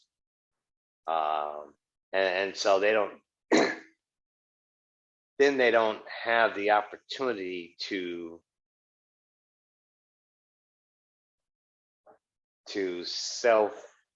become self-aware. They're just they're just checking the blocks, trying to meet the family expectations. And then, later on, they have a harbor resentment and contempt towards the family that y'all made me do this. And we're like, "No, we didn't make you do that," kind of thing. So I think the thing about it is that, but if they explain to you, "Hey, if you go to college, and it doesn't matter what, I'll just take my kid, for example, my son, my kids. My rule was, hey, I just want y'all to go to college. I don't care what you do. as long as you graduate. Because I just want you to have a chance in life. If you decide to use it or not use it, doesn't matter to me. So, in my son's case, he graduated as an engineer and was working at Domino's Pizza, delivering pizza. And he was like, "Oh, Dad, I didn't want to disappoint you." Man, you did not disappoint me because you got your degree. You did everything that we try to guide you to do. You're an adult. My job is to guide you and provide for you, when you're a child. When you become 18, I'm only here for, support and occasional wisdom if I got it. But yeah, you did what you needed to do, and that was got your degree. What you chose to do with it, or how you choose to use it, that is completely up to you. My job is to provide you the tools and help you get what you need. You know, so I think that's what it was. With my parents, like I said, I think they had a plan that they were going to guide me. They just didn't articulate it because we didn't talk in the house. And when they tried to press it on me, then I pushed back. And I said, you know what? You're not going to push me somewhere I don't want to go, so I'm going to go my own route.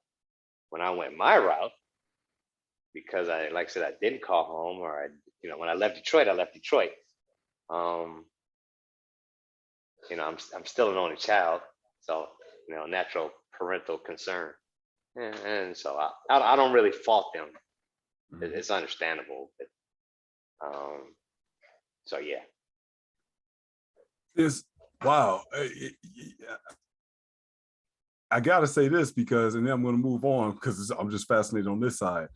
The fact that you explain things very well, and one of the things, even if we go back to when we were friends as kids, you always broke things down, and so it's almost like you filled in that gap of, I want somebody to, I'm going to explain it to someone the way now I'm wondering if subconsciously you were like, the way I would have wanted something explained on why to me, I'm going to explain it to you. Because pretty much, this is why you always so good at telling stories, because it'll be like, I need you to do such and such, or I need this done. I hear you talk about, especially what you would say to your fellow guys in the military, I need such and such done. And you would go into the story on why, this conversation that you had with them, well, I assume, especially, please forgive my civilian ignorance, but if you outrank them, it could be like, I don't have to tell you anything, just do it. Or I even hear you say that when you talked about your son. It's like, I explained to him such and such and such. Whereas our parents' generation, especially our grandparents' generation, I think they perhaps live more by like, I ain't got to explain squat to you. I done put this roof over your head, put some clothes on you, got some shoes on your feet. When I tell you to go do something, you just do it. Just and do that it. seemed to get you like, that ain't gonna work. Well, you got to tell me why I'm doing it. See, sometimes, no, don't get me wrong. Most of the time I tell, especially through my career, subordinates, yes, if I tell you to do something, just do it. But I don't need my kids, I don't need my peers, my coworkers, even now, and I am a civilian, but when I was in the military as well, I don't want the people that I work with to be robots. So I need you to understand how I'm thinking, so that if it comes up, or if you understand the reason why. If you come up to an obstacle that impedes you from doing exactly what I told you to do, you can still achieve the end result. So a lot of times, like, our parents would say, take the trash out. What did you do? You got up and you took the trash out. And then you went back to doing whatever you were doing. And then the next thing you know, Devin, get down here. And you're like, dang, what did I do? And you go back on the stairs, you're like, how come you didn't put a trash bag back in the trash can? And you're thinking, all you told me to do was take the trash out. That's what I did. You get what I mean? So I explain stuff to people, and I explain stuff the way I do, so people understand my intent. A lot of times you can achieve your objective. If everybody's on the same sheet of music, if they understand your intent. and so they can get things done. So, but then there are times, again, my demeanor right now is a little different than what I used to be. And that is if I have a regret, and I will say this right while we're talking, since you brought it up. If I do have a regret, I regret being so hard at home. Like, it's important for people in the military to turn off the military when they go home, because I was hard, like a good example, and I kind of the same way, and I don't really know how to explain it other than my dog cannot eat until we say grace. Okay, so I feed my dog, and the dog just sits there like, and she cannot touch her food. Oh, like, come on. Exactly. Think about it, and people are like, damn, that's tripped out because your dog won't move until everybody says amen. And I'm like, I don't really care if the dog says grace or says amen or not. No dog will eat before the humans in the house. You know what I'm saying? So I was so hard that I was hard on the dog. Like, when I say parade rest, dog. When I say Eddie, I was like that with my kids. I was hard. I was even hard with my wife, and not hard like I wasn't nice. You know what I'm saying? I was mean. I was just hard. So I wouldn't bark at them the way I would soldiers. I just wasn't.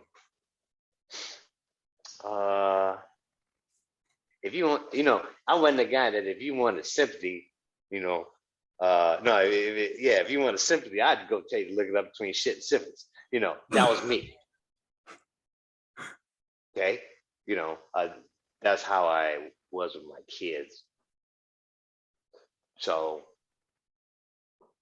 yeah, I'd say that was probably my biggest regret, and that was probably the reason why I really struggled with my oldest son. We were close, but when he passed away, I realized that I probably, if I had if my parenting skills were a little differently, then maybe I would have been able to kind of mitigate that outcome. Let's take a break, but before we go and take this break, I want to ask you a question. Now, I was going to go in another direction, but I think I want to shoot here. Because I was thinking about the first time you came home on leave, and you're talking about how hard you was. I don't know this, and we've never talked about this, but the Jeff that I know now and the Jeff that I knew back then is a different guy. Matter of fact, this is almost like the Jeff I met in 7th grade up until a certain point. I don't even know when that point is or was, but there seemed to be, I'm going to use your terms of soft. There seems to be a extremely hard Jeff. And then now there was a transition to now I'll just say a softer Jeff. And I only like to say that because that just, it make you sound like you whippy or something. But you know what I mean? Where I'll say there is, like you said, there's now a guy that's a lot more empathetic. Appreciate you dumping that stuff. Oh, no problem, man. Sorry about that. Oh, we good. So let's take a break. But when we come back, think about that. What was that transition? Or do you think there was a transition? And if so, what's the story behind that transition where you seem to become a less of a hard guy? Let's take a break on that. All right, we're back after that break. So let me repeat the question one more time for you. It seems like we had a hard Jeff, and then now I know a softer Jeff. And all these years knowing you since 1980, somewhere around there, 82, no, 81, 82, something like that. Man, back when the K car was just coming out, when minivans weren't created yet. I mean, man, goodness. And yet now, man, watching everything kind of go full circle. Oh, was it? Oh no, it's oh, the garage door is coming up. You want to Oh, you want to okay. go ahead and hit pause recording just for a second. Okay. Here you go. All right, man. So, what do you think the change was, or was there a change? Am I just making that up? Well, maybe my perception is different, but is there a story behind that? Is there a pivotal moment for you? Well, I would have to say yes. When did I get salt?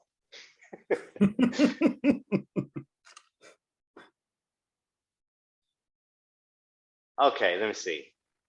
I mean, I wasn't hard. I wasn't born again hard like the drill sergeant in a Full Metal Jacket. You know, I wasn't like that. I could be, but I wasn't. Um,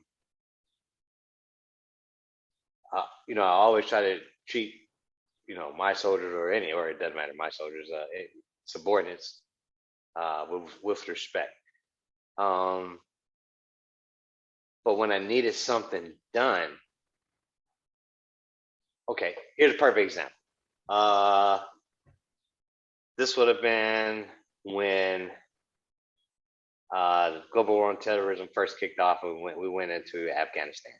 So there was a unit that was one of the first units over there, and I was providing support here, back in the United States for them forward.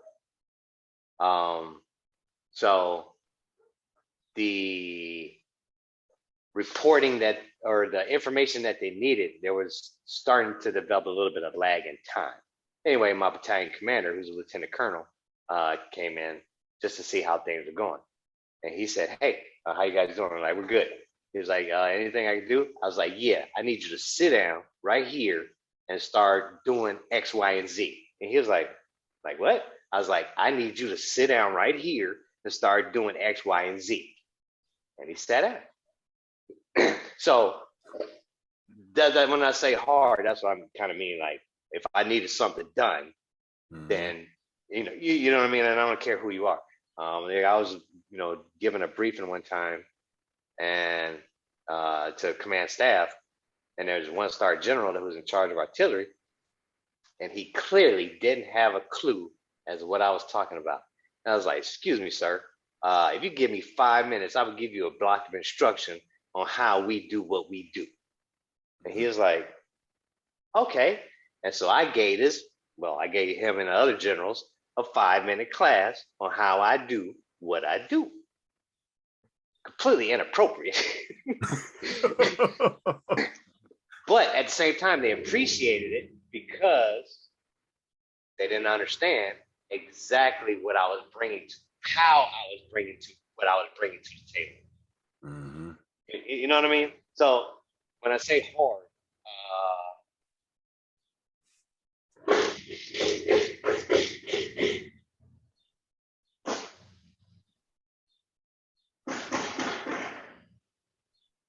yeah. So okay. So but no, I mean, like I said, I had certain rules or expectations or standards that I tried to impose on my kids, I guess, to make them better people. And but a lot of times, even with folks in general, you just can't bark, or it's not black and white. There's always gray. As we know, there's always gray. It's your interpretation. Mm-hmm. Your intent, their interpretation, and somewhere in the middle is that's what it is. So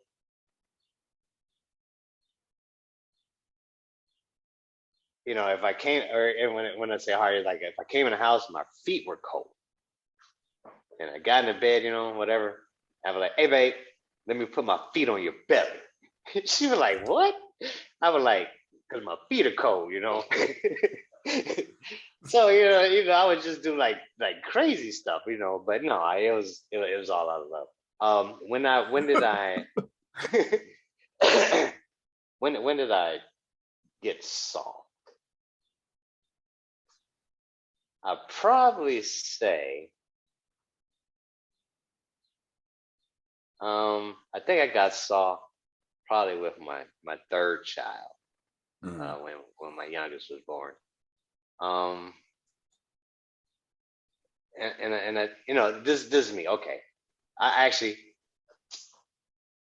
probably say this is probably around the time. I don't like going to the grocery. Excuse me. I don't like going grocery shopping. All right. Okay. Can't stand it. It's something about going to the grocery store, having a buggy, and Ms. Marla's in a way, and Ms. Mabel's in a way, and they just posted up in front of the Martha White Stewart flower, and they're trying to make a decision. And it's like, lady, if you don't move out of my way, I'm just gonna push you down. I get like that. Now, I will go to the grocery store every day. Every day I go to the grocery store because I know what I'm going to get. Right. I get that couple of items. I don't have a cart. Never get a grocery cart. If I can't carry it in my hand, it's not meant to be purchased. So I'm not going grocery shopping. I'm just going to the grocery store. There's a difference. Okay. That's what I mean by hard. Okay. Yeah. So I would not go to the grocery store for 15, man, it had been some years. Wow. It had been some years. So my wife was pregnant with her third child, and she was a gestational diabetic, and she had to give herself insulin shots and things like that. Anyway, she had gone, she was like 8.5 months pregnant or something. She went to the grocery store to go grocery shop because I wasn't going. Wasn't going to have. And she had a medical incident, and I was like, why? Like, am I so hard that I can't even go to the, like, what kind of husband am I? That that my wife's 8.5, but it was kind of, not that I was taking it I just took it for granted that she was going to that was her thing to do. Yeah. And it kind of never occurred to me that she was pregnant when I should have realized that there were certain things that she could and could not do. Right. You get what I'm saying? So, like I said, when I say hard, when I say hard, that's what I'm kind of mean. Like, I ain't going to the grocery store. You're not going to make me go to the that's when I was setting my way on some things. I was kind of setting my way. I think that was probably the transition. Like, I need to be a better man. Well, let me push back for 1 second, if I may. And, I told you this sadly, it took me well into my 40s before I really got a chance to understand what being a man is really all about. And, I told you were one of the few guys, especially you were about the only guy in our age group that I can look back and say, you are always a man about yours, because the emphasis you always put on being on time, the emphasis you always put, I'll just summarize it and say, you had rules, you had standards, and you even labeled it as a personal standard. I'm sure you might remember way back when I worked and cleaned up the doctor's appointment. Huh? Oh, no, I was going to say, me and you had a set of rules. We had 10 sets of rules when we were in like high school. We all right. That's all. We always had a rule about something. I forgot what they were, but we had rules. Well, I was going to name one of them was you don't go to the bathroom in somebody else's house. That was just something that he was just like, I don't care how much you got to pee. Now, Kurt dropped a log in my bathroom and like doggone house party movie. And it was like, man, your toilet stopped up. But for me and you, it was like, who does that? Because that was our rule. But yet, I think when it came to women in my life, I did not hold up those rules.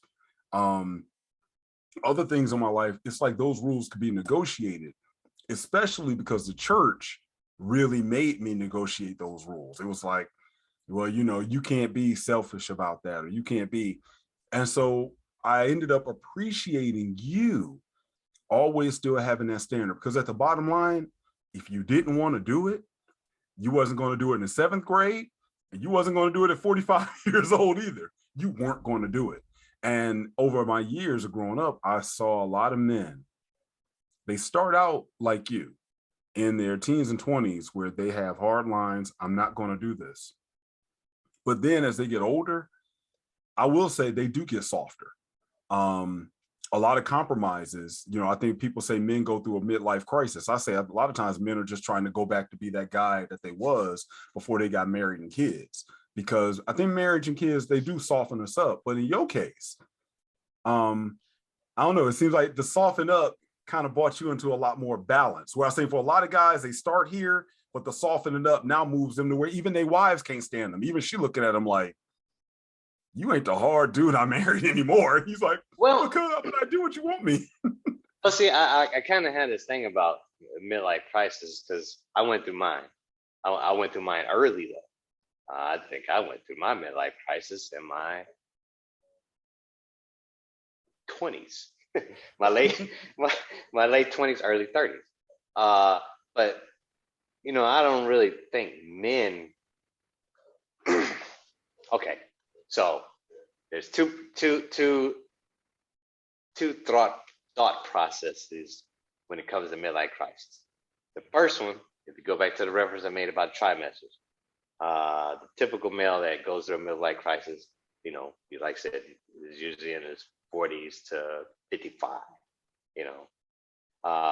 So if you go to the reference I made earlier about trimesters, second trimester will be age 26 to age 50. Okay, so that's in your middle of life, right? And then your third trimester is 51 through however long you live. So second trimester is critical development. So now you're a middle-aged man and you're starting to look towards the future. All right. And when you start looking towards the future, you start doing self-evaluation. So I think when dudes hit midlife crisis, they're like, am I where I want to be? Am I who I want to be with? Have I done whatever I need to do? Just things like that. And so then they say no. And they want to make a change in order to get to where they think they're supposed to be. Okay. I think that's a typical midlife crisis. I think the midlife crisis where the wives or the significant others or the spouses or whoever you want to call them, they say that the guy goes off the deep end and starts doing crazy shit. I think what ends up happening is first of all, here's my thing on relationships. When you meet a woman, when you first start spitting game, and you meet her, now everybody ain't as real as you, so this don't apply to you, asterisk, because you's the realest dude that I ever knew. But when you first start spitting game, in order to get a date, you gotta lie, right? So you lie to get the first date. Then after that, you kind of get a date. I think what ends up happening is sometimes men put on a facade, and even women do it too. They put on a facade in order to peacock, in order to catch whoever it is that they're looking, that they're trying to appeal to, right? Yep. Well, then the guy, okay, let's say the guy is attracted to the girl because she has like eyelashes or long hair, whatever. So, she's made up. So in her mind, the only way he's ever going to be attracted to me, for the rest of my life is if I wear makeup or I have eyelashes, long hair, this, that, and the other, whatever the case may be. That's not the case. But you have to keep up that facade. Dude, when he met her, he was hard. So now he has to be hard his whole life because when she met him, he was whole. He was born again whole, you know. Yep. Now he's 50. He's like, man, I mean, I'm tired of acting hard. You know, I just want to, Mm-hmm. you know, chill out with the grandbabies, get some hugs, kisses, you know, go take them to the park, you know, whatever the case may be. And everybody's like, damn, you done got soft. So when he starts expressing, it's like, man, I'm done with that hard stuff. Now they're saying, damn, he going through a midlife crisis because he ain't the same dude that I married. And then the dude's like, I ain't, you know, this is the real me. You know, I ain't hard. I just doing that shit because that's, you know, we was in Detroit. And you know, I had to be, you know what I'm saying? You know, Yep, I'm always on edge. Exactly. You know, you get a whole bunch of guys with Mustangs where everybody has a nice car, but somebody has to go out and prove that they're the fastest. That's cool when you're young, but when you get older, you just want to be the guy that's cruising. Yes. Because you don't have time, you know. So I think that's when I say, you know, midlife crisis. The first one is when folks put on a facade and then they keep it up, and then at some point that facade becomes so much work. They say, you know what, I'm just gonna be myself. Everybody else looks at them like, man, this person done changed. That person knows they're not changing. They're just letting everybody see their true self.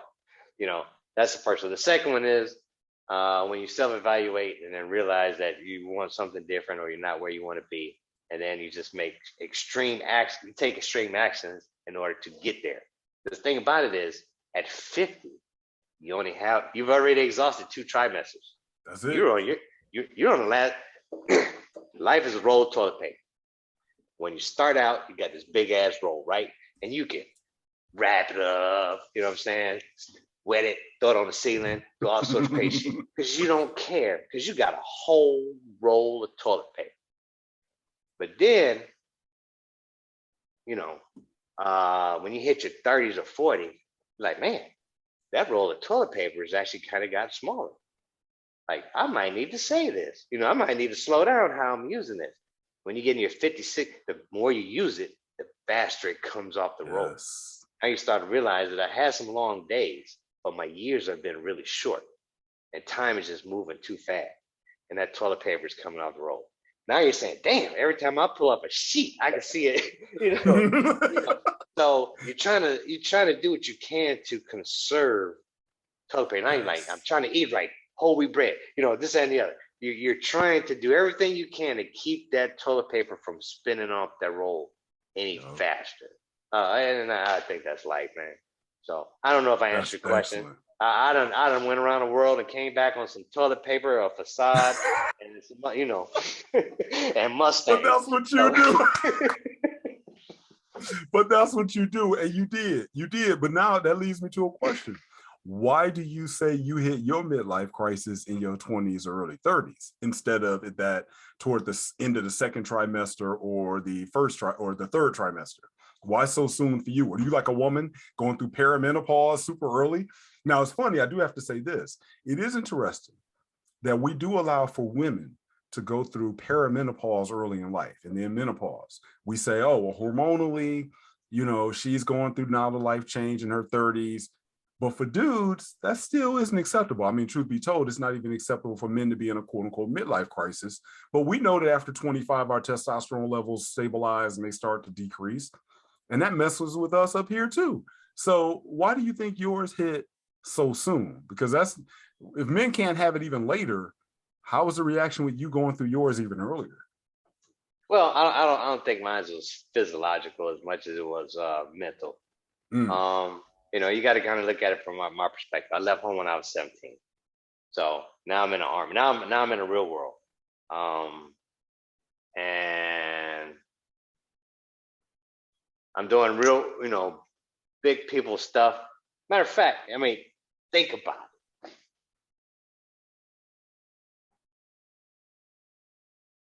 I couldn't even drink when I first went to war. And that's I wasn't even out, drinking age when the first time I went to combat. So now I'm married with kids, and Mm. so yeah, I got married at 19, 20 ish. So I started a full family a little bit, kind of early, not unlike yourself, just in a different way. Um, since I didn't have game, you know, since I didn't have game, the women that I was with before I got married, that was kind of like a Detroit, isolated to like Detroit, with a handful of sprinklers. So anyway, what ended up happening, uh, in my late 20s, early 30s, I'm like, you know what? I've been married 10, let's say I've been married 10 years. I don't know when it happened. Like, I've been married 10 years. Do I still got it? Like, and so I just started kind of like doing single. Well, actually, I tell you what ended up happening. This is kind of the precipice to that. I left first infantry division, and I went to Third Army. So when I went to the Fort Hood, the guys that I met in reception station when we were in processing, they ended up being pretty cool group of guys, and we started hanging out. So that 2 weeks while we were in processing before they sent us to our individual units, we were kind of there together, and they were all single, and so I was hanging with them, and we were doing single dude stuff. And what ends up happening is when you don't have peers that have the same interests as you, something can go awry. Mm. So a married guy hanging with a whole bunch of single guys, you know, Right. a priest hanging, I say a priest, but but You could go so many places with that analogy. exactly. So A priest hanging with a back, bunch of young boys. no, nothing like that. No, nothing like that. But I'm saying, I mean, like, if you put yourself in a position where you're hanging with people whose maybe their culture or their social Yeah. accountabilities are completely different from yours, then either you can elevate them or they can bring you down. You get what I mean? So what ended up happening, I was like, man, I'm out here, with the players and whatever, and I got to see if I still have game. And it just went haywire. So there are two songs that kind of are on my top 10 list of all-time songs. One of them is Bill Biv DeVoe, The Situation. Okay. And the second one is Aval MJG, Friend or Foe. Those probably could wrap up my life in a nutshell. Mm. You know, look, when you're out there doing dirt, you're gonna get your hands dirty. And I always say, women are better cheaters than men. Men think they're slick. I don't know. So anyway, yeah, I put myself in a bad position. I got caught up in something completely unnecessary, all because I was trying to stroke my own ego, and everything I needed was right there at home. So uh, yeah, it's probably the lowest point of my life, because I'm really disappointed in myself. So you didn't meet perhaps your own personal standard? Um, no, it wasn't that I didn't meet my own personal standard. it's the violations, man. Like if you tell somebody you're gonna do something, you do it. If you tell so I did not meet. Yeah, I guess it would be a personal standard. I was a man of my word. And the situation. Here's the jacked up thing about everything I did, and the situation was so complex. The number one player on the team was my wife. The person I violated the most was the one who was in my corner. So yeah, like I said, so then it's like, you know what?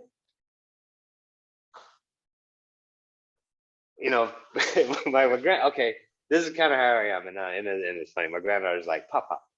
She's like, why do you have 5 gray shirts and 5 pair of gray 511 pants? I said, cuz I ain't got a peacock for nobody. Your grandmama likes me just the way I am. Guess what? I like just getting up in the morning and throwing on a gray shirt, my work shirt and my work pant, and they all look the same. Because they might as I don't have to wear Jordans, I don't have to wear Levi's anymore. I have that stuff. I have the clothing that I like to wear when I have to go out and look nice. But you see cats with a closet full of Jordans, like, why? When you get my age, and I'm telling you, I believe this is a fact. After 35, people don't look at you. In fact, I wish somebody had told me that when we were coming up, because we were so worried about stuff. People don't care. I mean, it's like a quick snap, judgment. But what I'm getting at is people don't care that you're wearing Jordans, that you're wearing Louis, or you're wearing, Versace, or all this, whatever. They don't care, because it's all about the content of your character. Because I done met some crappy looking people that are the best people in the world, and I've been jaded by some people that I thought were square, because I made a first impression on how they look, and they end up being just, I wouldn't, man. So I learned not to look at stuff when I make an assessment of an individual, and it's kind of about how they carry themselves and what they say. So allow me to deviate for a moment compared to what I would normally do during my interviews when every Black man has a story. Because instead of going kind of chronologically, let's chop it up like we always do. Okay. You and I have been studying the game with ladies since we were yay big, when we were sitting up there looking at Kelly White and her neat handwriting. And so, and her little 6 finger that was sticking out. Shout out to Kelly White. We had a crush on you, girl. We weren't hating on you that big. Not at all. I mean, that was sexy. But you were unique in your own way. That's right. That's right. Them thick Coke bottle glasses. We was digging you, girl. We was digging you. So, man, let's chop it up like we always do. What's the story? What game can you lace on the young fellas over your years, looking back with? Because if I'll give my quick assessment, especially you describing yourself now. A lot of girls probably, I think they got with you because it was like, man, this dude hard. But then it almost seemed like because you wasn't that thug, it might have been a different reaction. I'm thinking of one girl in particular. As you look back at how your relationship has been with women, and of course you get married, what's some game you would tell some of these young fellas out here now, just with your years of experience? Well,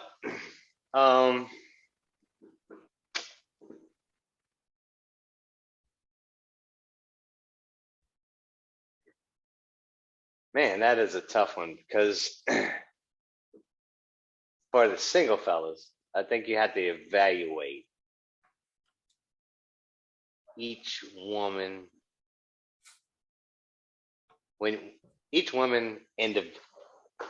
You have to evaluate each woman individually. You know, a lot of brothers I meet, or that I've known in the past, uh, they kind of assume that the same game will work on every. They apply the same game to every woman that they met.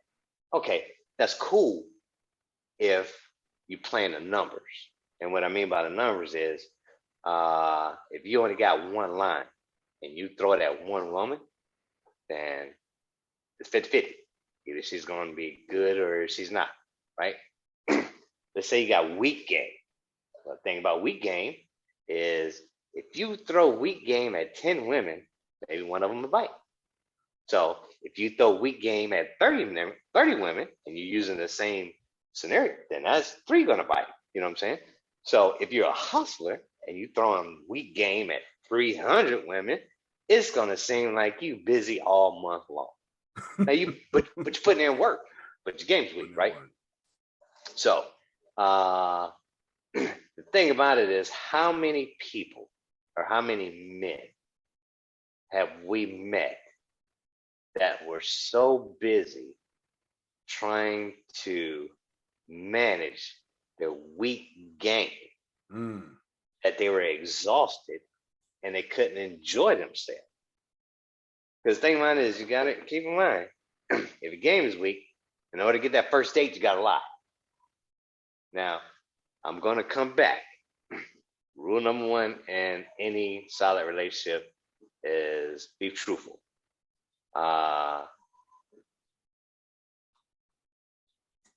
Relationships, especially when you're dealing with women, is like watching a movie.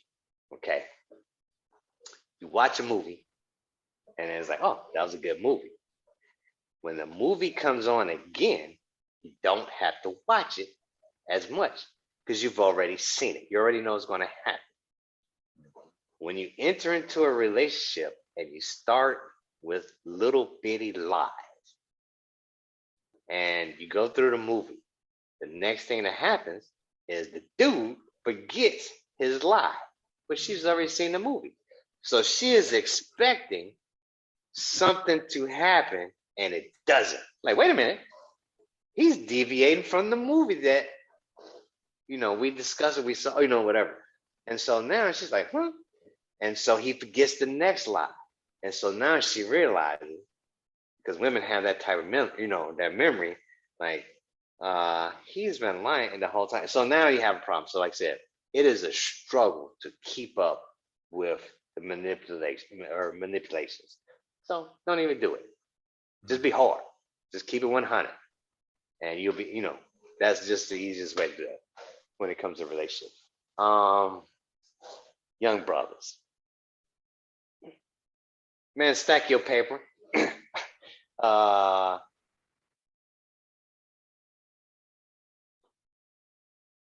would always advise people that if you have a significant other and you think it's going to be a long-term process, long-term, relationship, it's all about growth, equal growth. If one of you is spiritually up here and the other one is, in the streets, if she's in the church and she's going to Bible study, prayer service, usher board, choir rehearsal, 4 days, 5 days out of the week, and he's in the streets,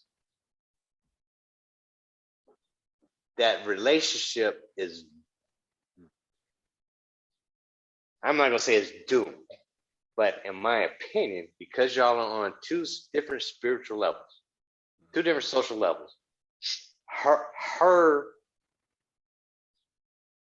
because if she's in the church, her intent is to change him. Well, her to get him to come to church, right? But he's in the streets. He's being social. He's doing what he do. So she's in the church 5 days out of the week. He's trying to pull her down here so they can at least be social, right? So now they're all in water. They clashing. She's being oppressive to him as a man, and he's being non-responsive to her needs as a woman. And so, like I said, then it just becomes thicker, and then, like I said, blows up. So you have to grow evenly. If you're in a church, well, y'all need to be in church together. Maybe here, but not here. If y'all in the streets, be in the streets together. Be a ride or die, Bonnie and Clyde. You know what I'm saying? You can't have one on the police force and the other one selling dope. That shit ain't gonna work. You know what I'm saying? Y'all need to be That's some power stuff right there. Exactly. It's all about growth, and then I'm talking about spiritually, sexually, education, finances. I mean, when all those components within a marriage, you can have one or two that might be out of whack a little bit, but there has to be an understanding that at some point they're going to come together. Okay. Otherwise, it creates not necessarily conflict in itself, but a little bit of animosity and resentment. Because if one of you is a freak and the other one's not, I mean, you got a problem. If one of you is making all the money and then one of you not, that it may be something innocent that this person does or says, but it makes this person feel like they're being controlled by the money. So you got a problem. If you say, oh, I got a PhD and whatever, some type of doctorate, and this person just barely made it out of high school, that's a slap in the face. Like, so you get what I'm saying? So there has to be equal growth with both of them. Keep in mind that this person only got here because this, 11th grade education helped them get to where they are. You kind of get what I mean? So, like I said, there has to be equal growth or understanding of what's going on in a relationship. Let's see. What can I tell the young guys? Man, I don't know I don't have nothing to tell the young guys. I ain't got nothing, man. Well, let me ask this: you got married when you were so young, and I guess I would ask, because a lot of times I hear people who got married really young. They look at the kind of marriage that they have now, and they are like, basically and I'm not saying you do this at all, but I'm saying this is what I've seen couples do. They kind of pat themselves on the back after being married 30, 40, 50 years. And now I'm beginning to wonder, and I'm going to ask you, did you get lucky, or were you just smart enough to choose the right mate? I got lucky. And that's what I'm wondering. Because how do we know this at 18, 19, 20, 21 years old, and we don't even know how to wipe our butts clean yet? You don't. Here's the thing. I think like the true love at first sight, we saw each other, and then an hour later we knew we were going to be we knew we were going to be each other for the rest of our lives. Rare. Okay. Marriage is a full-time job. It's just that simple. So if both people who enter into the relationship decide that they want to make it work, it is a full-time job. You get lucky when you have an imbalance and one person is able to help bring the other person up, or vice versa. You get lucky when it's okay for you as a dude to have shortcomings, and or your wife has shortcomings, and y'all are able to get past that and work through it together. I got your back, you got mine. You know what I'm saying? When I'm up here, or when you're down there, I got you. And when I ain't feeling, I got you. You know what I mean? That's what I mean by luck. You get lucky that you got somebody that you are compatible with, and y'all work through it together. And it's not like it's a business arrangement where you say we're going to make this successful, because a lot of times people try so hard to make it successful, because you can stay together 60 years, but can you be happy? Woo, preach. Because just because we clap for the couple that's been married the longest, don't mean we want to be that couple.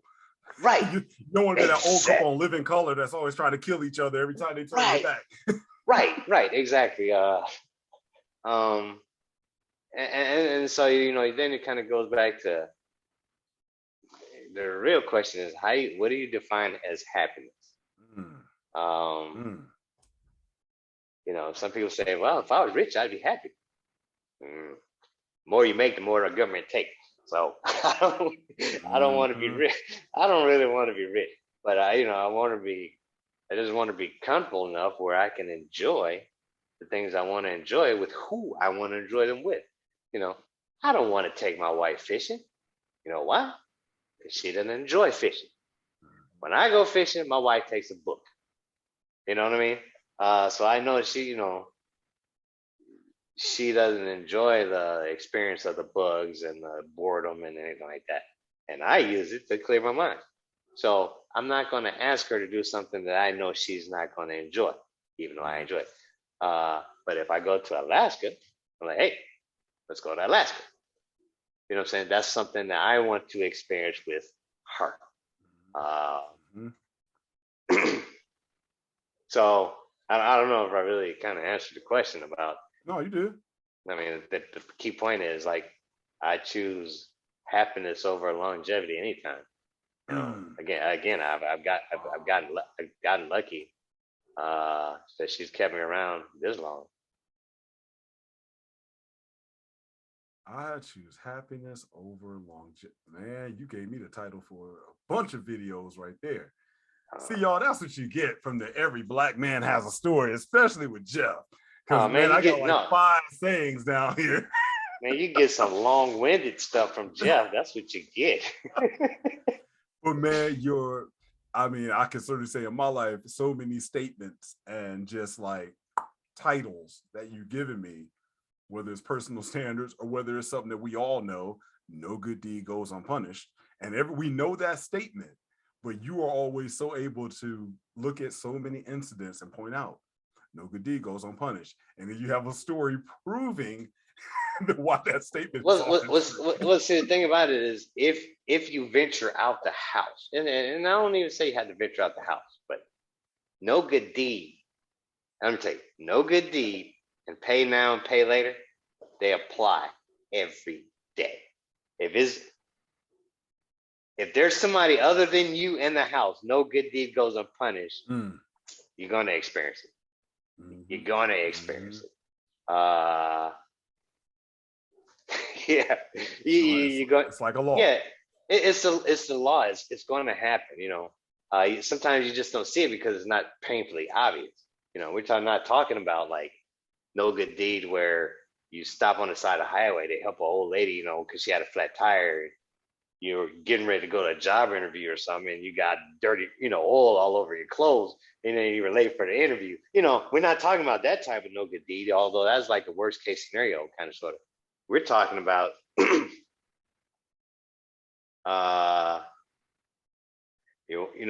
your spouse was drinking out of a glass and she fell asleep.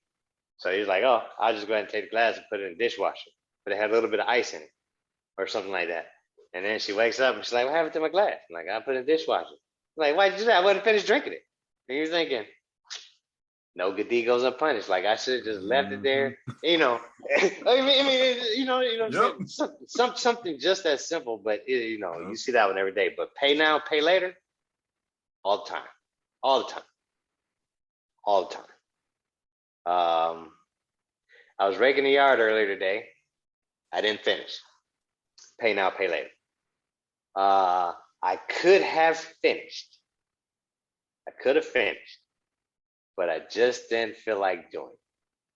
So now I'm not going to be able to get to it next week, but it's supposed to rain on Monday.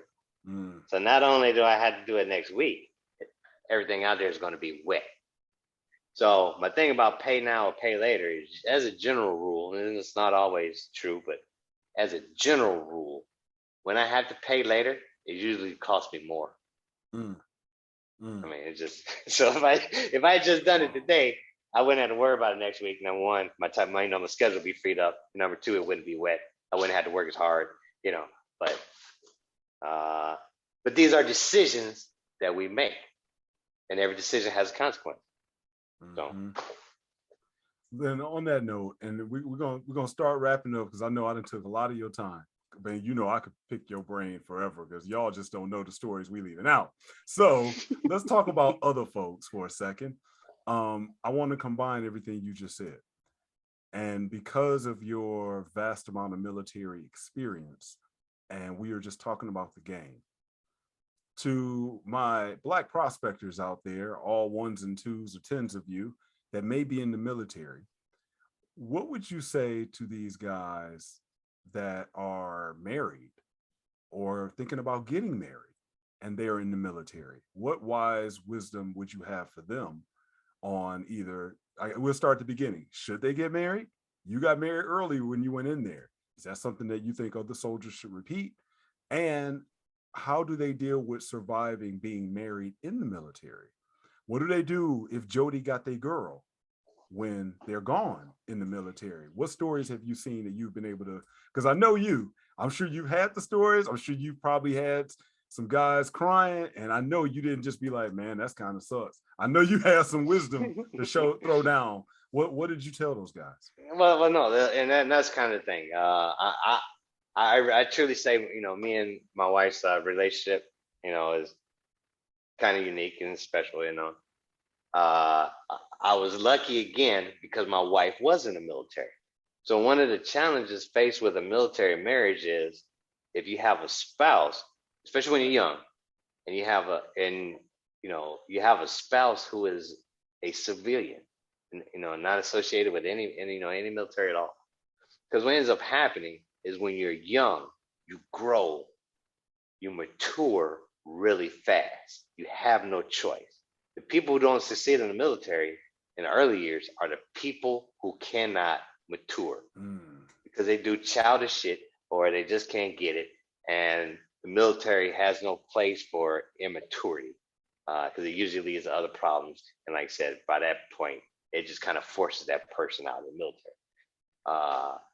So the average individual that in the first 4 years of their military service, whether it's Army, Navy, Air Force, Marines, Coast Guard, Space Force, whatever you want to call it, their level of growth is completely different than say the same person or the same person as civilian if they were in college. Not saying that you didn't experience personal growth and maturing in college, but like I said, the level of growth is exponential in the military because it's required. You don't normally have to depend on anybody in college except yourself. You're required to depend or depend on people and be dependable in the military. You work as a team. Somebody is, you put your life in somebody's hands, like Jack Nicholson said, and they put your, their lives, on yours. But so you have a soldier in the military who is marrying a young civilian. She had, and I'm gonna say he or she is interchangeable, but maybe she has no idea what she is getting into. That is kind of the tough part about young marriages. Like I said, I got lucky because Canada's in the military, so we're dual military. The dual military has its own challenge. It presents its own challenges as well, especially when you have children, because you got to have somebody documented to be able to take your children when Uncle Sam says you both got to go. And that's what happened to us on a number of occasions, which we finally had enough of it, and she had to get out, or we decided that she was going to get out. What would I tell? The military, being married in the military has its benefits in that if you have children or you have a spouse with medical issues or things like that, the military can provide and take care of that. Again, I got lucky. My third child was a Desert Storm baby. He had Desert Storm syndrome. He was born with an impartially developed eye. It was either he was going to go blind or hopefully the technology would be in place one day to repair his eye. So they removing the anterior of his eye. 15, 16 years later, he had surgery, and now he's 100. I mean, so the military's been good for me in that regard. So there are a lot of benefits to being a military family.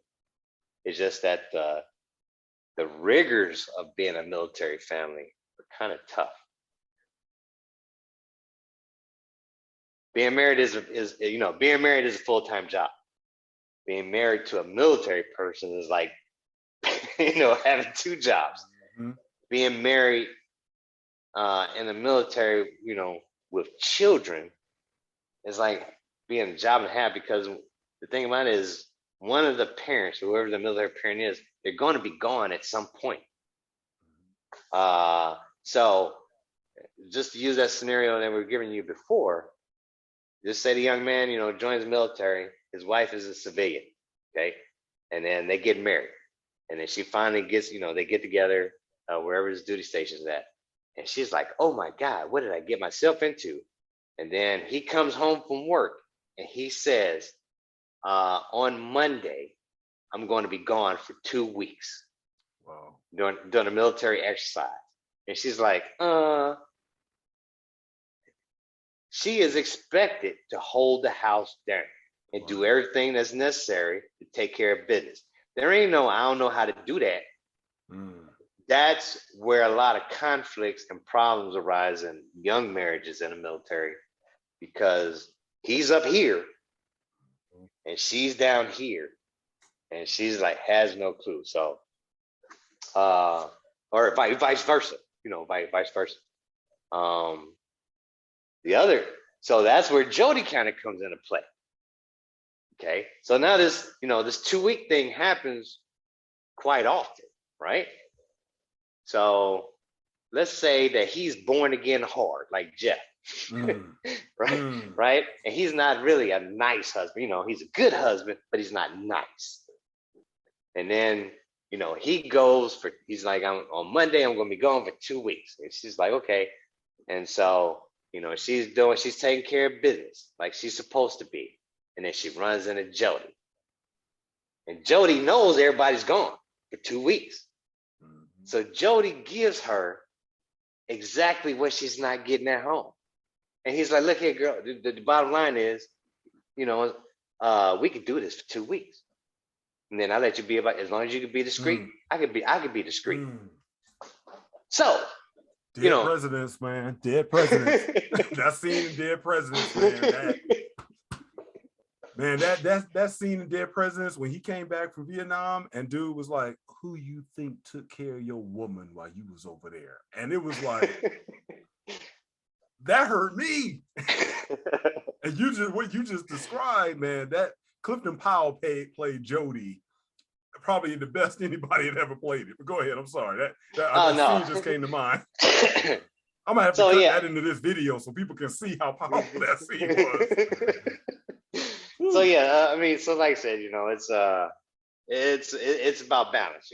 Like I said, you got to get everybody onto a semi-equal playing field, if you will. So we're all on the same sheet of music and everything flows. You know what I'm saying? I think I left out the religion, the finances and education, all that stuff. Communication. If one person is ghetto and the other person is, man, if y'all can't communicate, it doesn't matter how much other stuff fits. Everything's gonna fail, because communication is the key. When I say communication, like, everybody has their little issues, right? If you're used to communicating in a hostile manner, like the first thing that you start your sentence off with is you. If you start a sentence off with you, that conversation is done, period. And here's what I mean by that. I walk into the room and I said, you ate up all the potato chips. Do you think, no matter what we discuss or what facts are brought up, that are we going to come to any resolution on it? No, because you were the accusatory.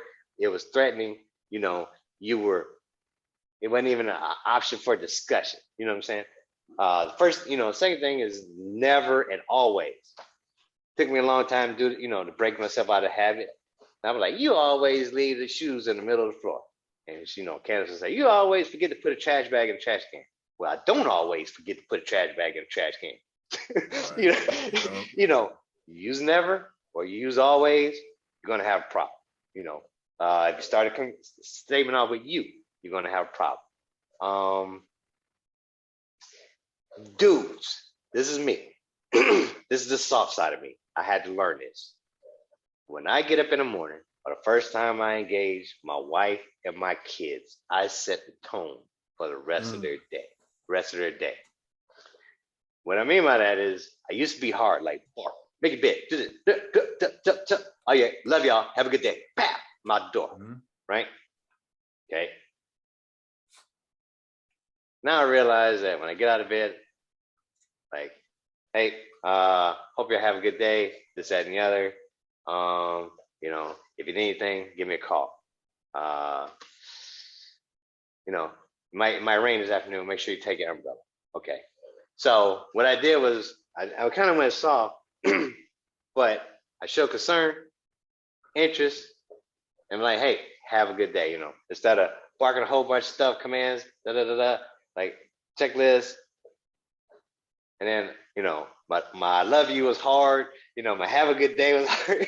you know what I mean? It sets the tone. So especially when she walks out of the house, then even though she knows she's about to walk into a crap storm of work, she's probably on the drive home, on the drive to work, she's probably thinking about me. Whereas if I was just hard or like, all right, see you when you get home, make sure you cook dinner when you get home or when I get home or, before I get home. She don't give a damn about me the whole day.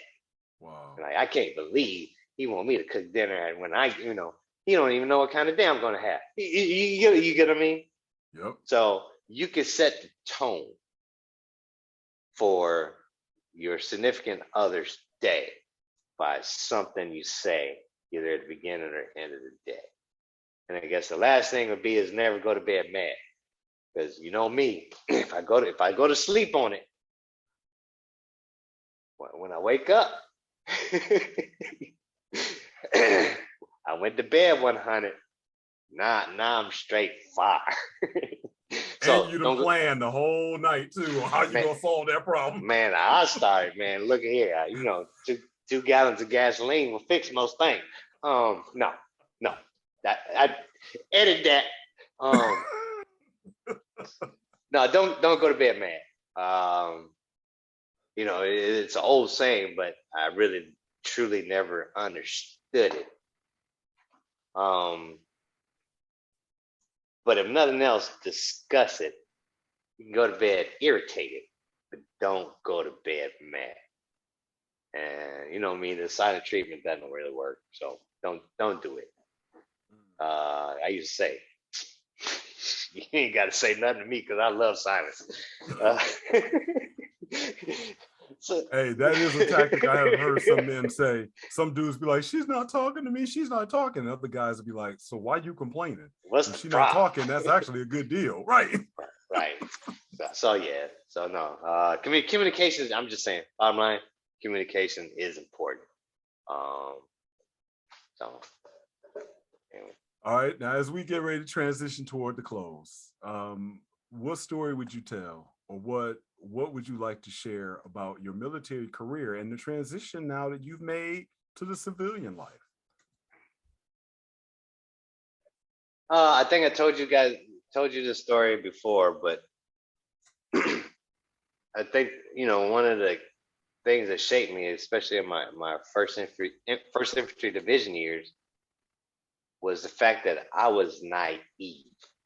I was naive about life, race, finances, I guess, to an extent.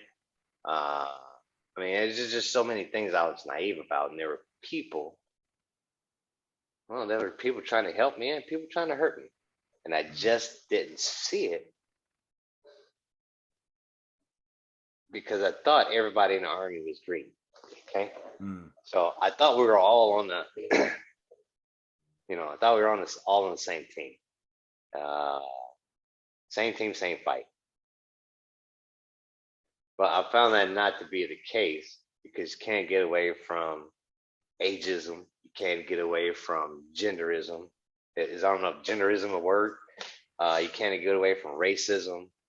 I was in the don't ask, don't tell time in the military when, sexual preference, gays, lesbians, LGBTQ, SR, and T was not acceptable. So you didn't talk about it. If you were, you stayed in the closet because if you were found out, you got kicked out. And I was also in during a time later in the years where we made the transition. So, yeah, I mean, I don't know. I kind of actually forgot what the question. Well, I forgot what the question was. I was asking you what was that part of that of now what would you like to share about your military career? And making that transition to a civilian life. Okay, so I was saying that my first infantry division years were probably my toughest because of my naivety. I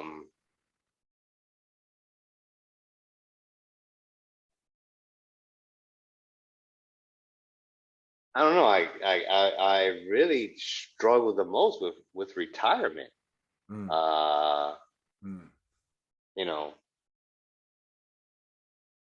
I don't know if it was.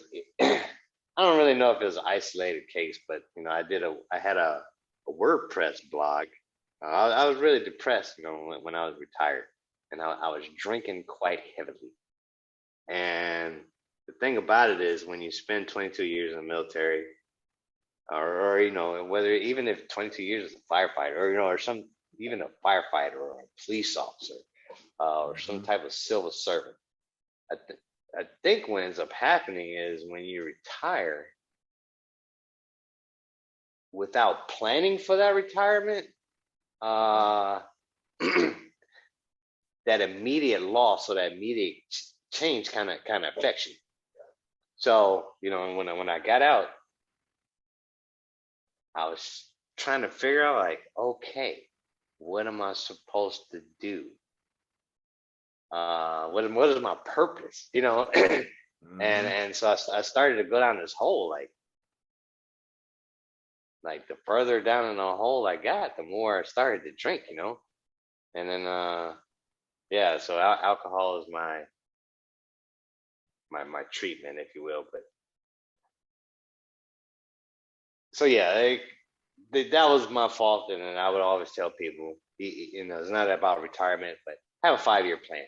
What a 5-year plan does is, all you're simply saying is, where do I see myself in 5 years? Put it on paper, because you can't lie on paper. That's the beauty of paper, man. Paper tells the truth. You can you can even type a whole bunch of stuff on a scratch pad on a laptop, but paper tells the truth. Yes. This is what we boys, man. I didn't tell you this. This is my 5-year journal right here. What am I going to be doing in 5 years, man? 5 years. Exactly. And, exactly. So I think the thing about it is, with a 5-year plan, or, where you see yourself 5 years, you got to have it, kind of like an objective, but how do you get there? Because, well, if you say you want to have $1 million in 5 years, or, well, how are you going to do it? That's just such a vague objective. You got to do this, you got to do this, you got to do this. Well, before you can do this, you got to 4 steps to this. And there's 4 steps to the sub-step.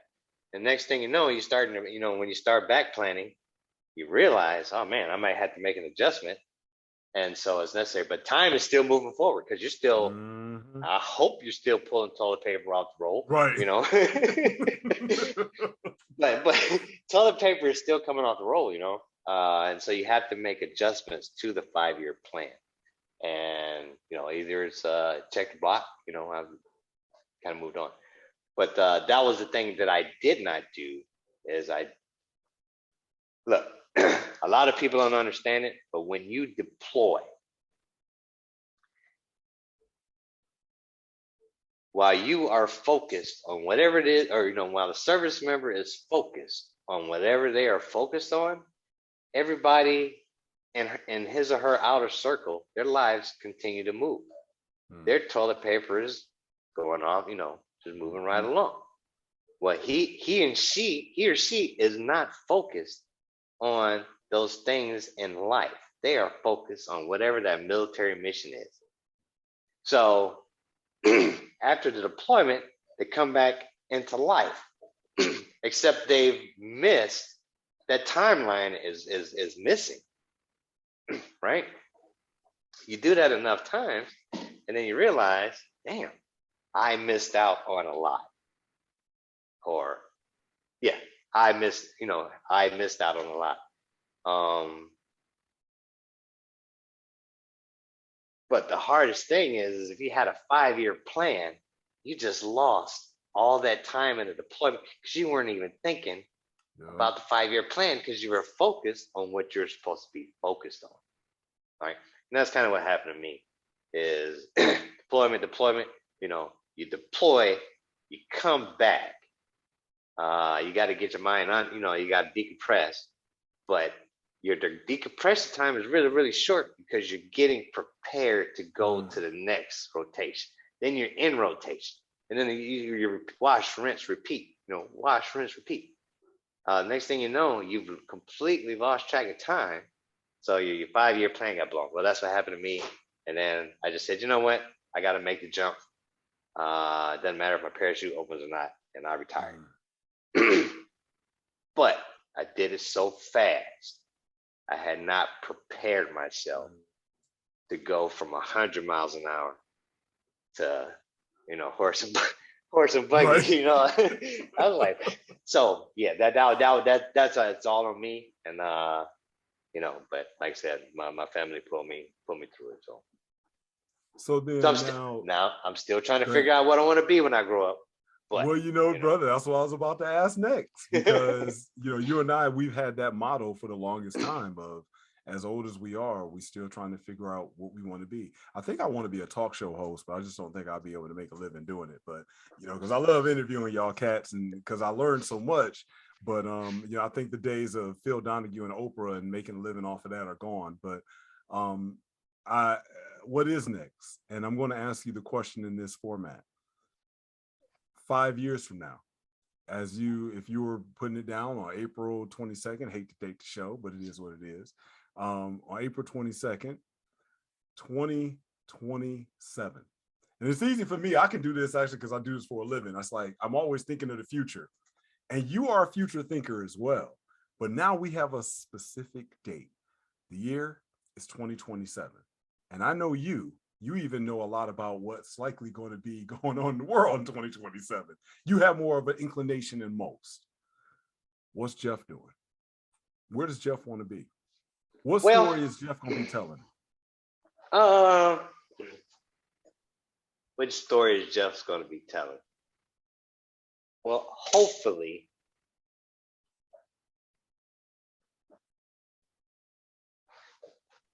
the unequal footing and going back to the previous topic about my retirement, the unequal footing and our relationship was I retired at 36. 37, well, actually 30.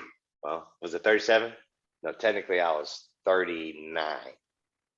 But at 37, I was eligible to retire.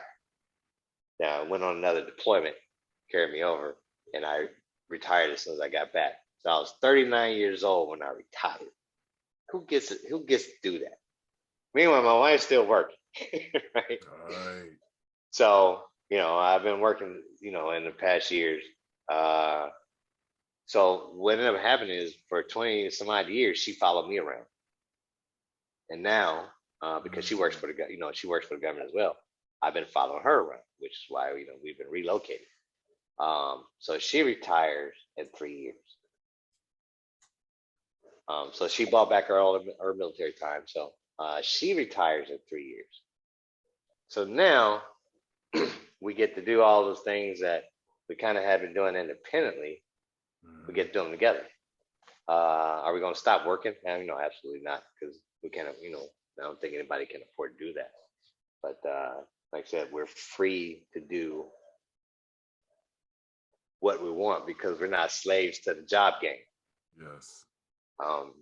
So yeah, I think So that's the reason why your question, about what I'm going to be doing in April of 2027. I like to say enjoying life with my wife, and I got the grandbabies, and so yeah, I'm back home, I guess. I don't know. That's a hard question to answer. So I like his 5 years. It's when you start thinking of, especially with a specific date, it like does hit because life goes in cycles. I like the statement, history doesn't repeat itself, people do.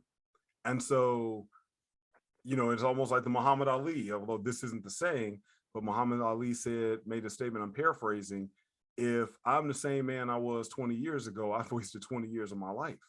And so knowing you, and I think people who can think more, have more of a forward, a futurist type of mentality, when you give them a date of like, wow, what am I going to be doing? I think it does cause us to ponder a whole lot, because we know we're not going to be chilling, which I have to tell this story. Allow me to tell my own story for 1 second involving you, because I can't let this go by without putting this in the show.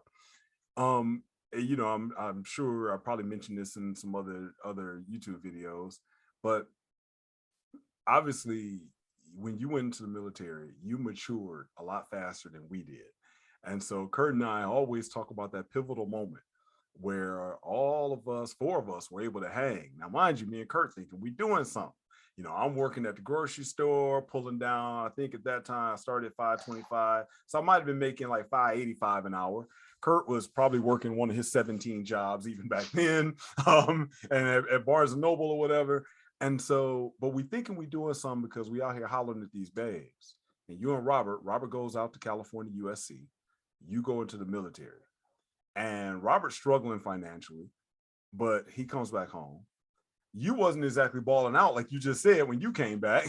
So it wasn't like you came back like, oh man, like I see some guys come back nowadays after, 6 months in the military, they done bought all this new stuff. You came back still the same job. So Kurt and I thinking we doing something. We think we making some money.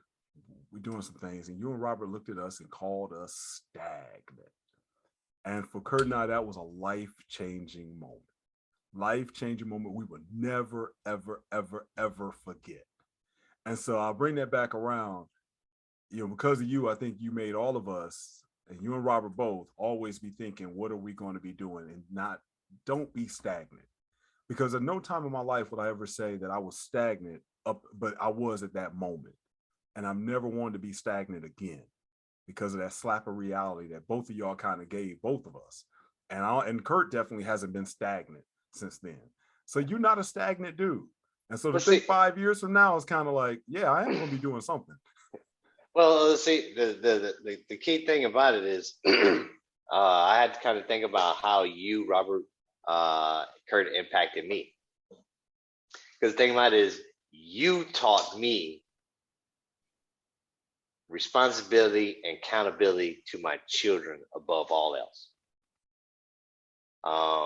Because you started, and I ain't trying to put your personal business out there. No, it's out there. But you were financially responsible from the jump. 19 years old. Exactly. No question. And I saw your struggles as a result of that. So, and then I tell a story about it. I'm telling like, man, I got a partner that's been taking care of his from day one. It like to kill them, it took him to the bottom, but his priorities were lined up. And I was like, pay now, pay later, kind of thing. Robert was always the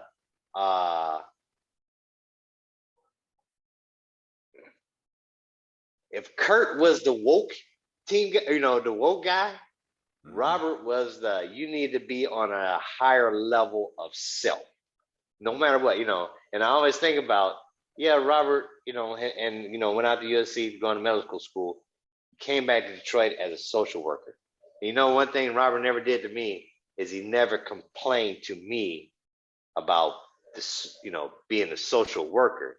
Complained about the job, what I mean, the driving and the stuff, the nitnoid, the details, but he never said he was upset that he was a social worker, because he came back to Detroit. He didn't have to come back to Detroit.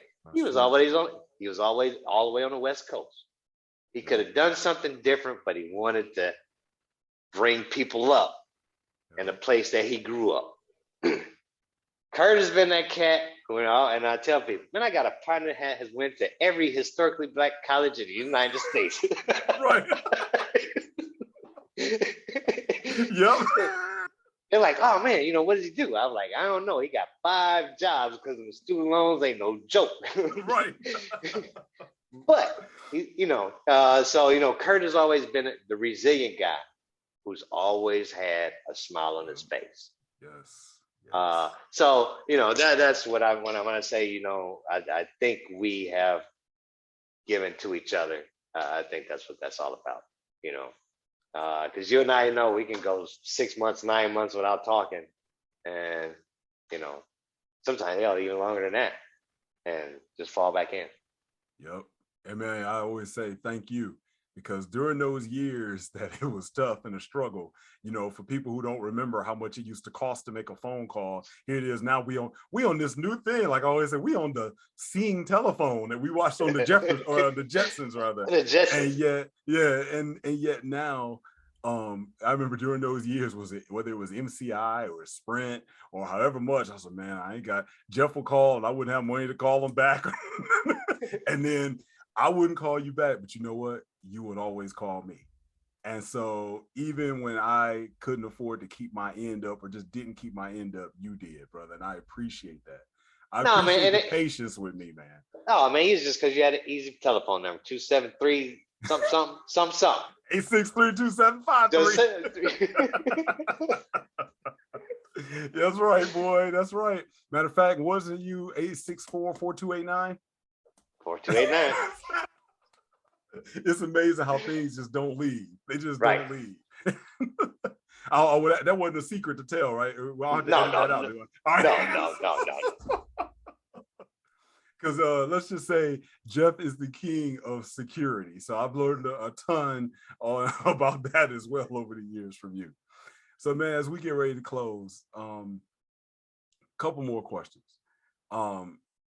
Looking back now as a father, and when you said that was a pivotal moment, I would have to agree with you. Actually, I think now you have kind of put a time stamp in my mind of, man, Jeff did kind of soften up then. Now looking back, your kids are older, you're a grandfather. What game can you lace on? I think of somebody like my son Corey, who has now kids, and kids that are his, we won't say step kids, but kids that he's still taking accountability for that aren't necessarily biologically his, or guys that are just new to fatherhood or old to fatherhood. What wisdom would you have over the years now? Well, I'd say probably the toughest thing in fatherhood is stepping into a ready-made family that's not yours.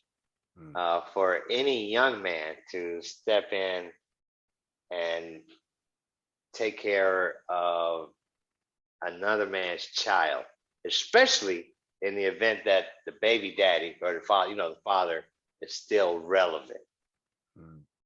It's different if he's deceased or something like that, but if he's relevant and in their life, that is tough for a young man. Because not only is he trying to find himself, he's trying to figure out the relationship that he has with, with the young lady, but he's also trying to figure out the relationship that he's going to have with the children. But he's trying to figure out how to be a father. See, he's trying to learn how to be a man, be a father, be a husband, be a dad.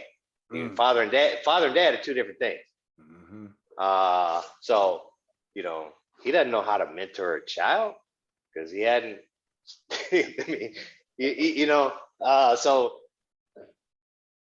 hopefully he had good example, like Corey, like hopefully he had good examples in his life and he could pull from that. But then we saw that video that we were talking about at the school. That young man does not have good, images or examples at home. He doesn't have anything to emulate. So, yeah. So yeah, he's probably going to be the one making them and then walking away. I mean, like I don't know, but so yeah, so my hat goes off to anyone who decides to take on that responsibility. It comes with its own task and chores and pitfalls, if you will. But if you have a good support crew, parents, grandparents, homies, you usually can work through. Good male role models, church group, barbershop. When in doubt, go to the barbershop, get you some advice. Hey, just hang out. Just hang out.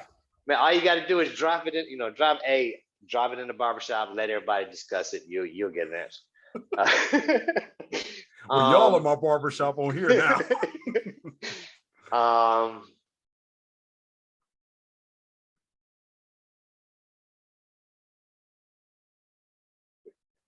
Somebody asked me the other day, we were kind of doing the same thing, but I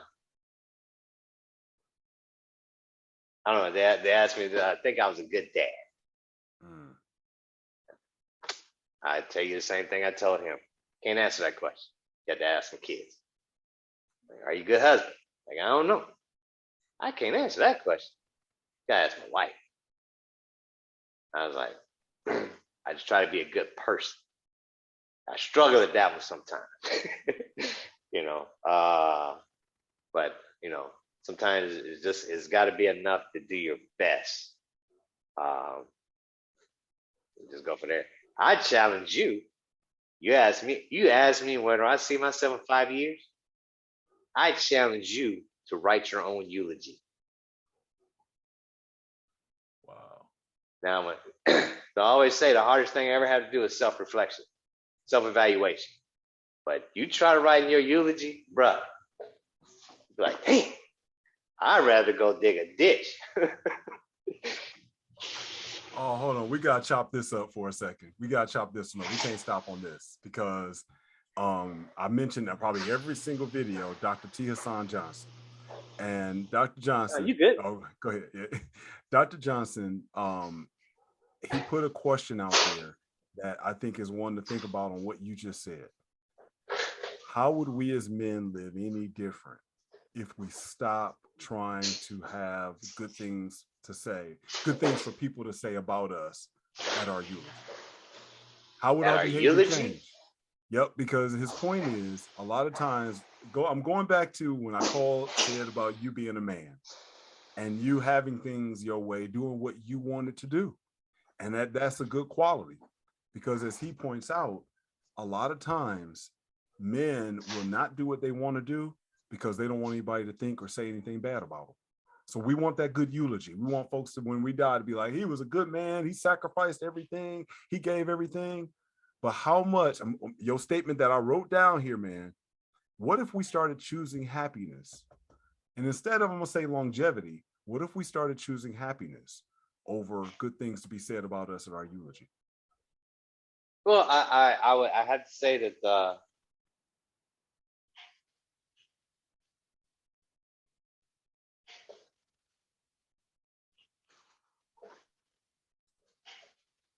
let me tell you, man, and this is just my opinion, but if you are a happy person,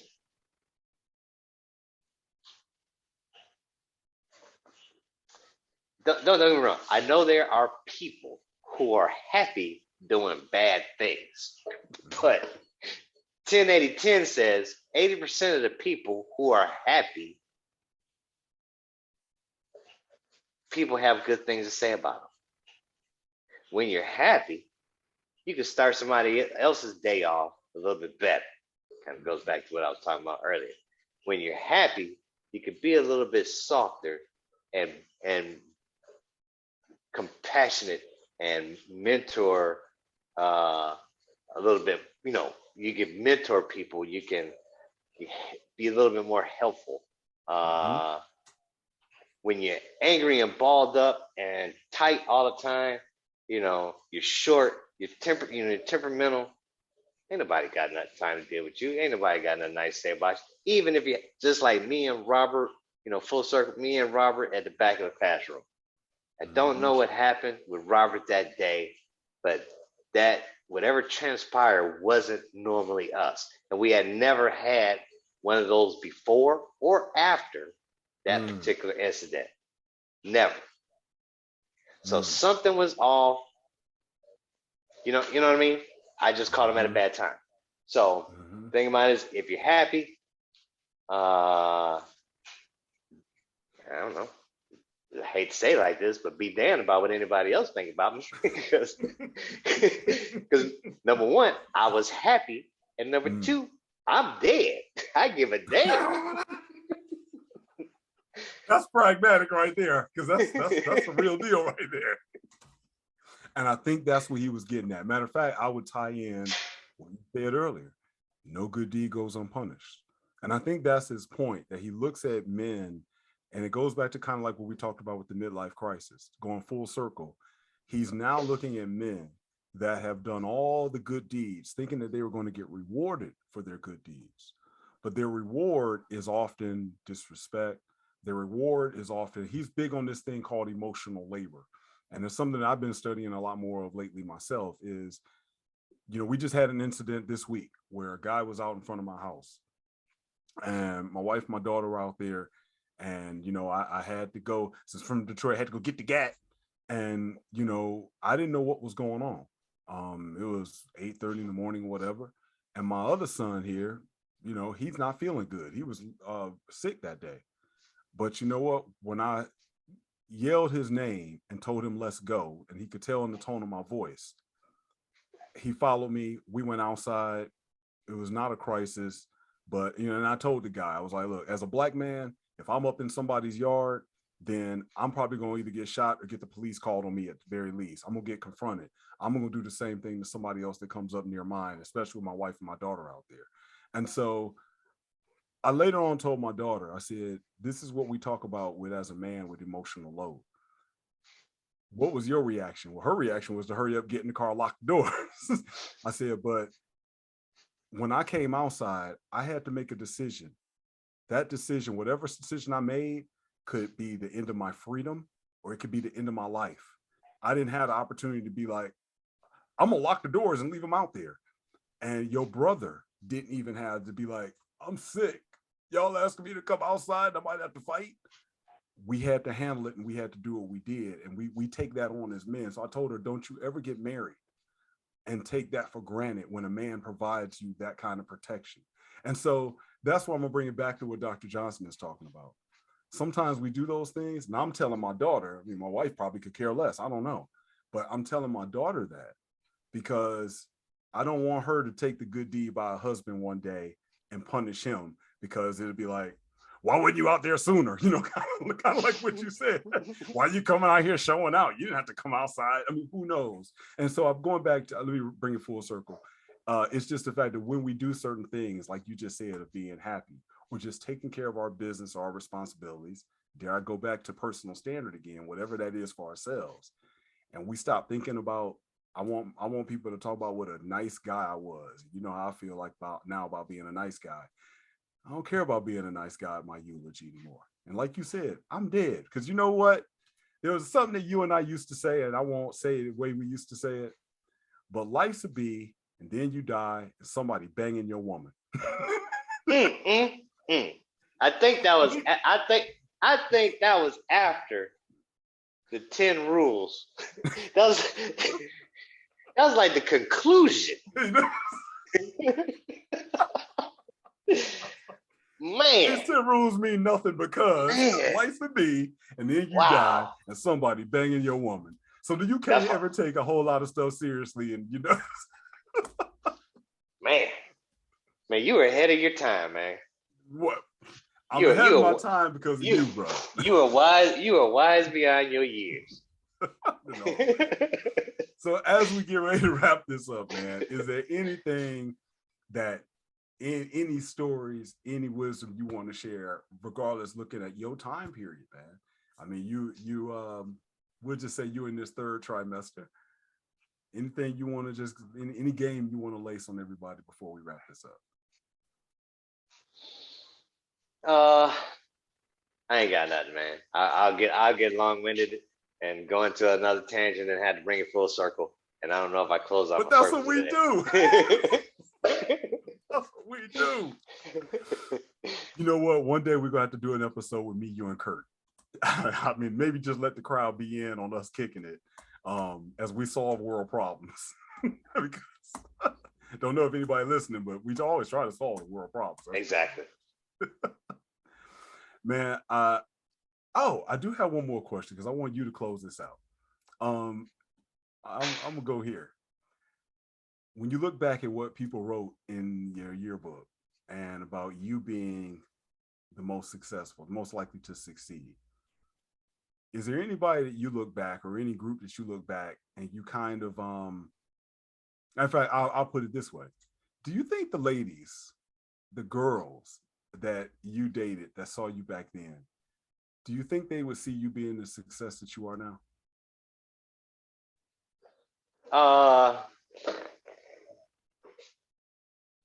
Well, I guess it kind of depends on how each individual, everybody quantifies success. Because I'm by no means rich. I'm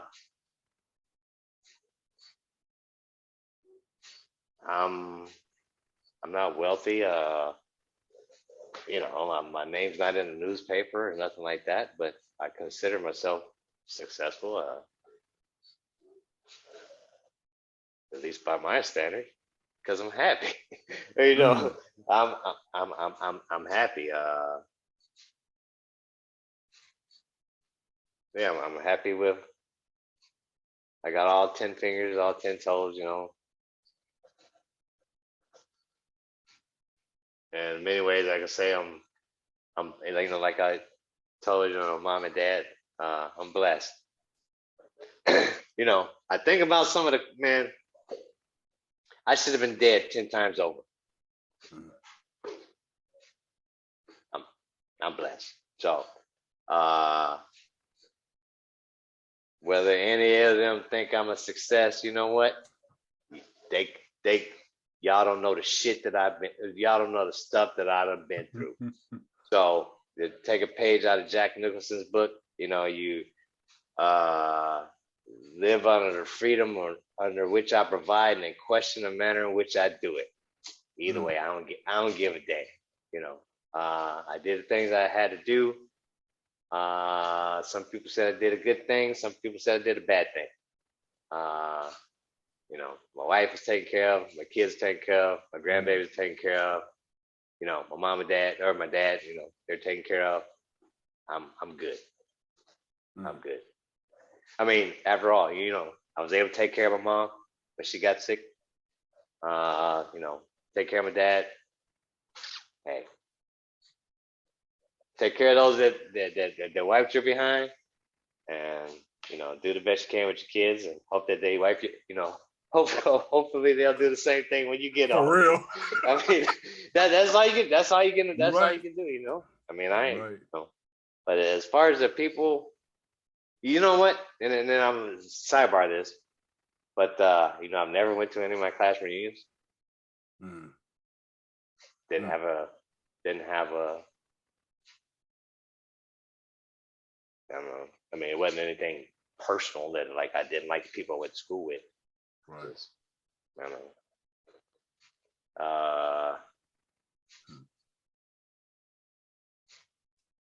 I think I had to take a page out of Robert's book. I'm like, what? Robert would like. I think Robert would say, why would I want to go visit people that weren't always 100. You know what I mean? I mean, he would say he wouldn't use those words, Right. but in Robert's way. So yeah, yeah. And I have one more question. So let me just briefly explain why I specifically said women or girls that you dated. Is because I knew, back when we were younger, you were that nice guy. If they put it like this, you had your hard edge, but you were very nice to women that you dated. And I look back at it, I wonder if they appreciated the potential because you wasn't that typical Detroit dude. And so that's why I asked it, because I love what Kevin Samuels, I heard him say recently, a lot of women looking at Russell Wilson today, and they want that Russell Wilson, Sierra type of thing. But he made a great point. He was like, you didn't lose your virginity to Russell Wilson. You went and Nope. lost your virginity to, whoever the most popular dude was in the school. You Well, wasn't going to the prom with Russell Wilson. You was going with the quarterback of the school. So no, I feel you on that, and I would say this, because the thing about it is I don't know if you knew, and I was explaining this to my granddaughter,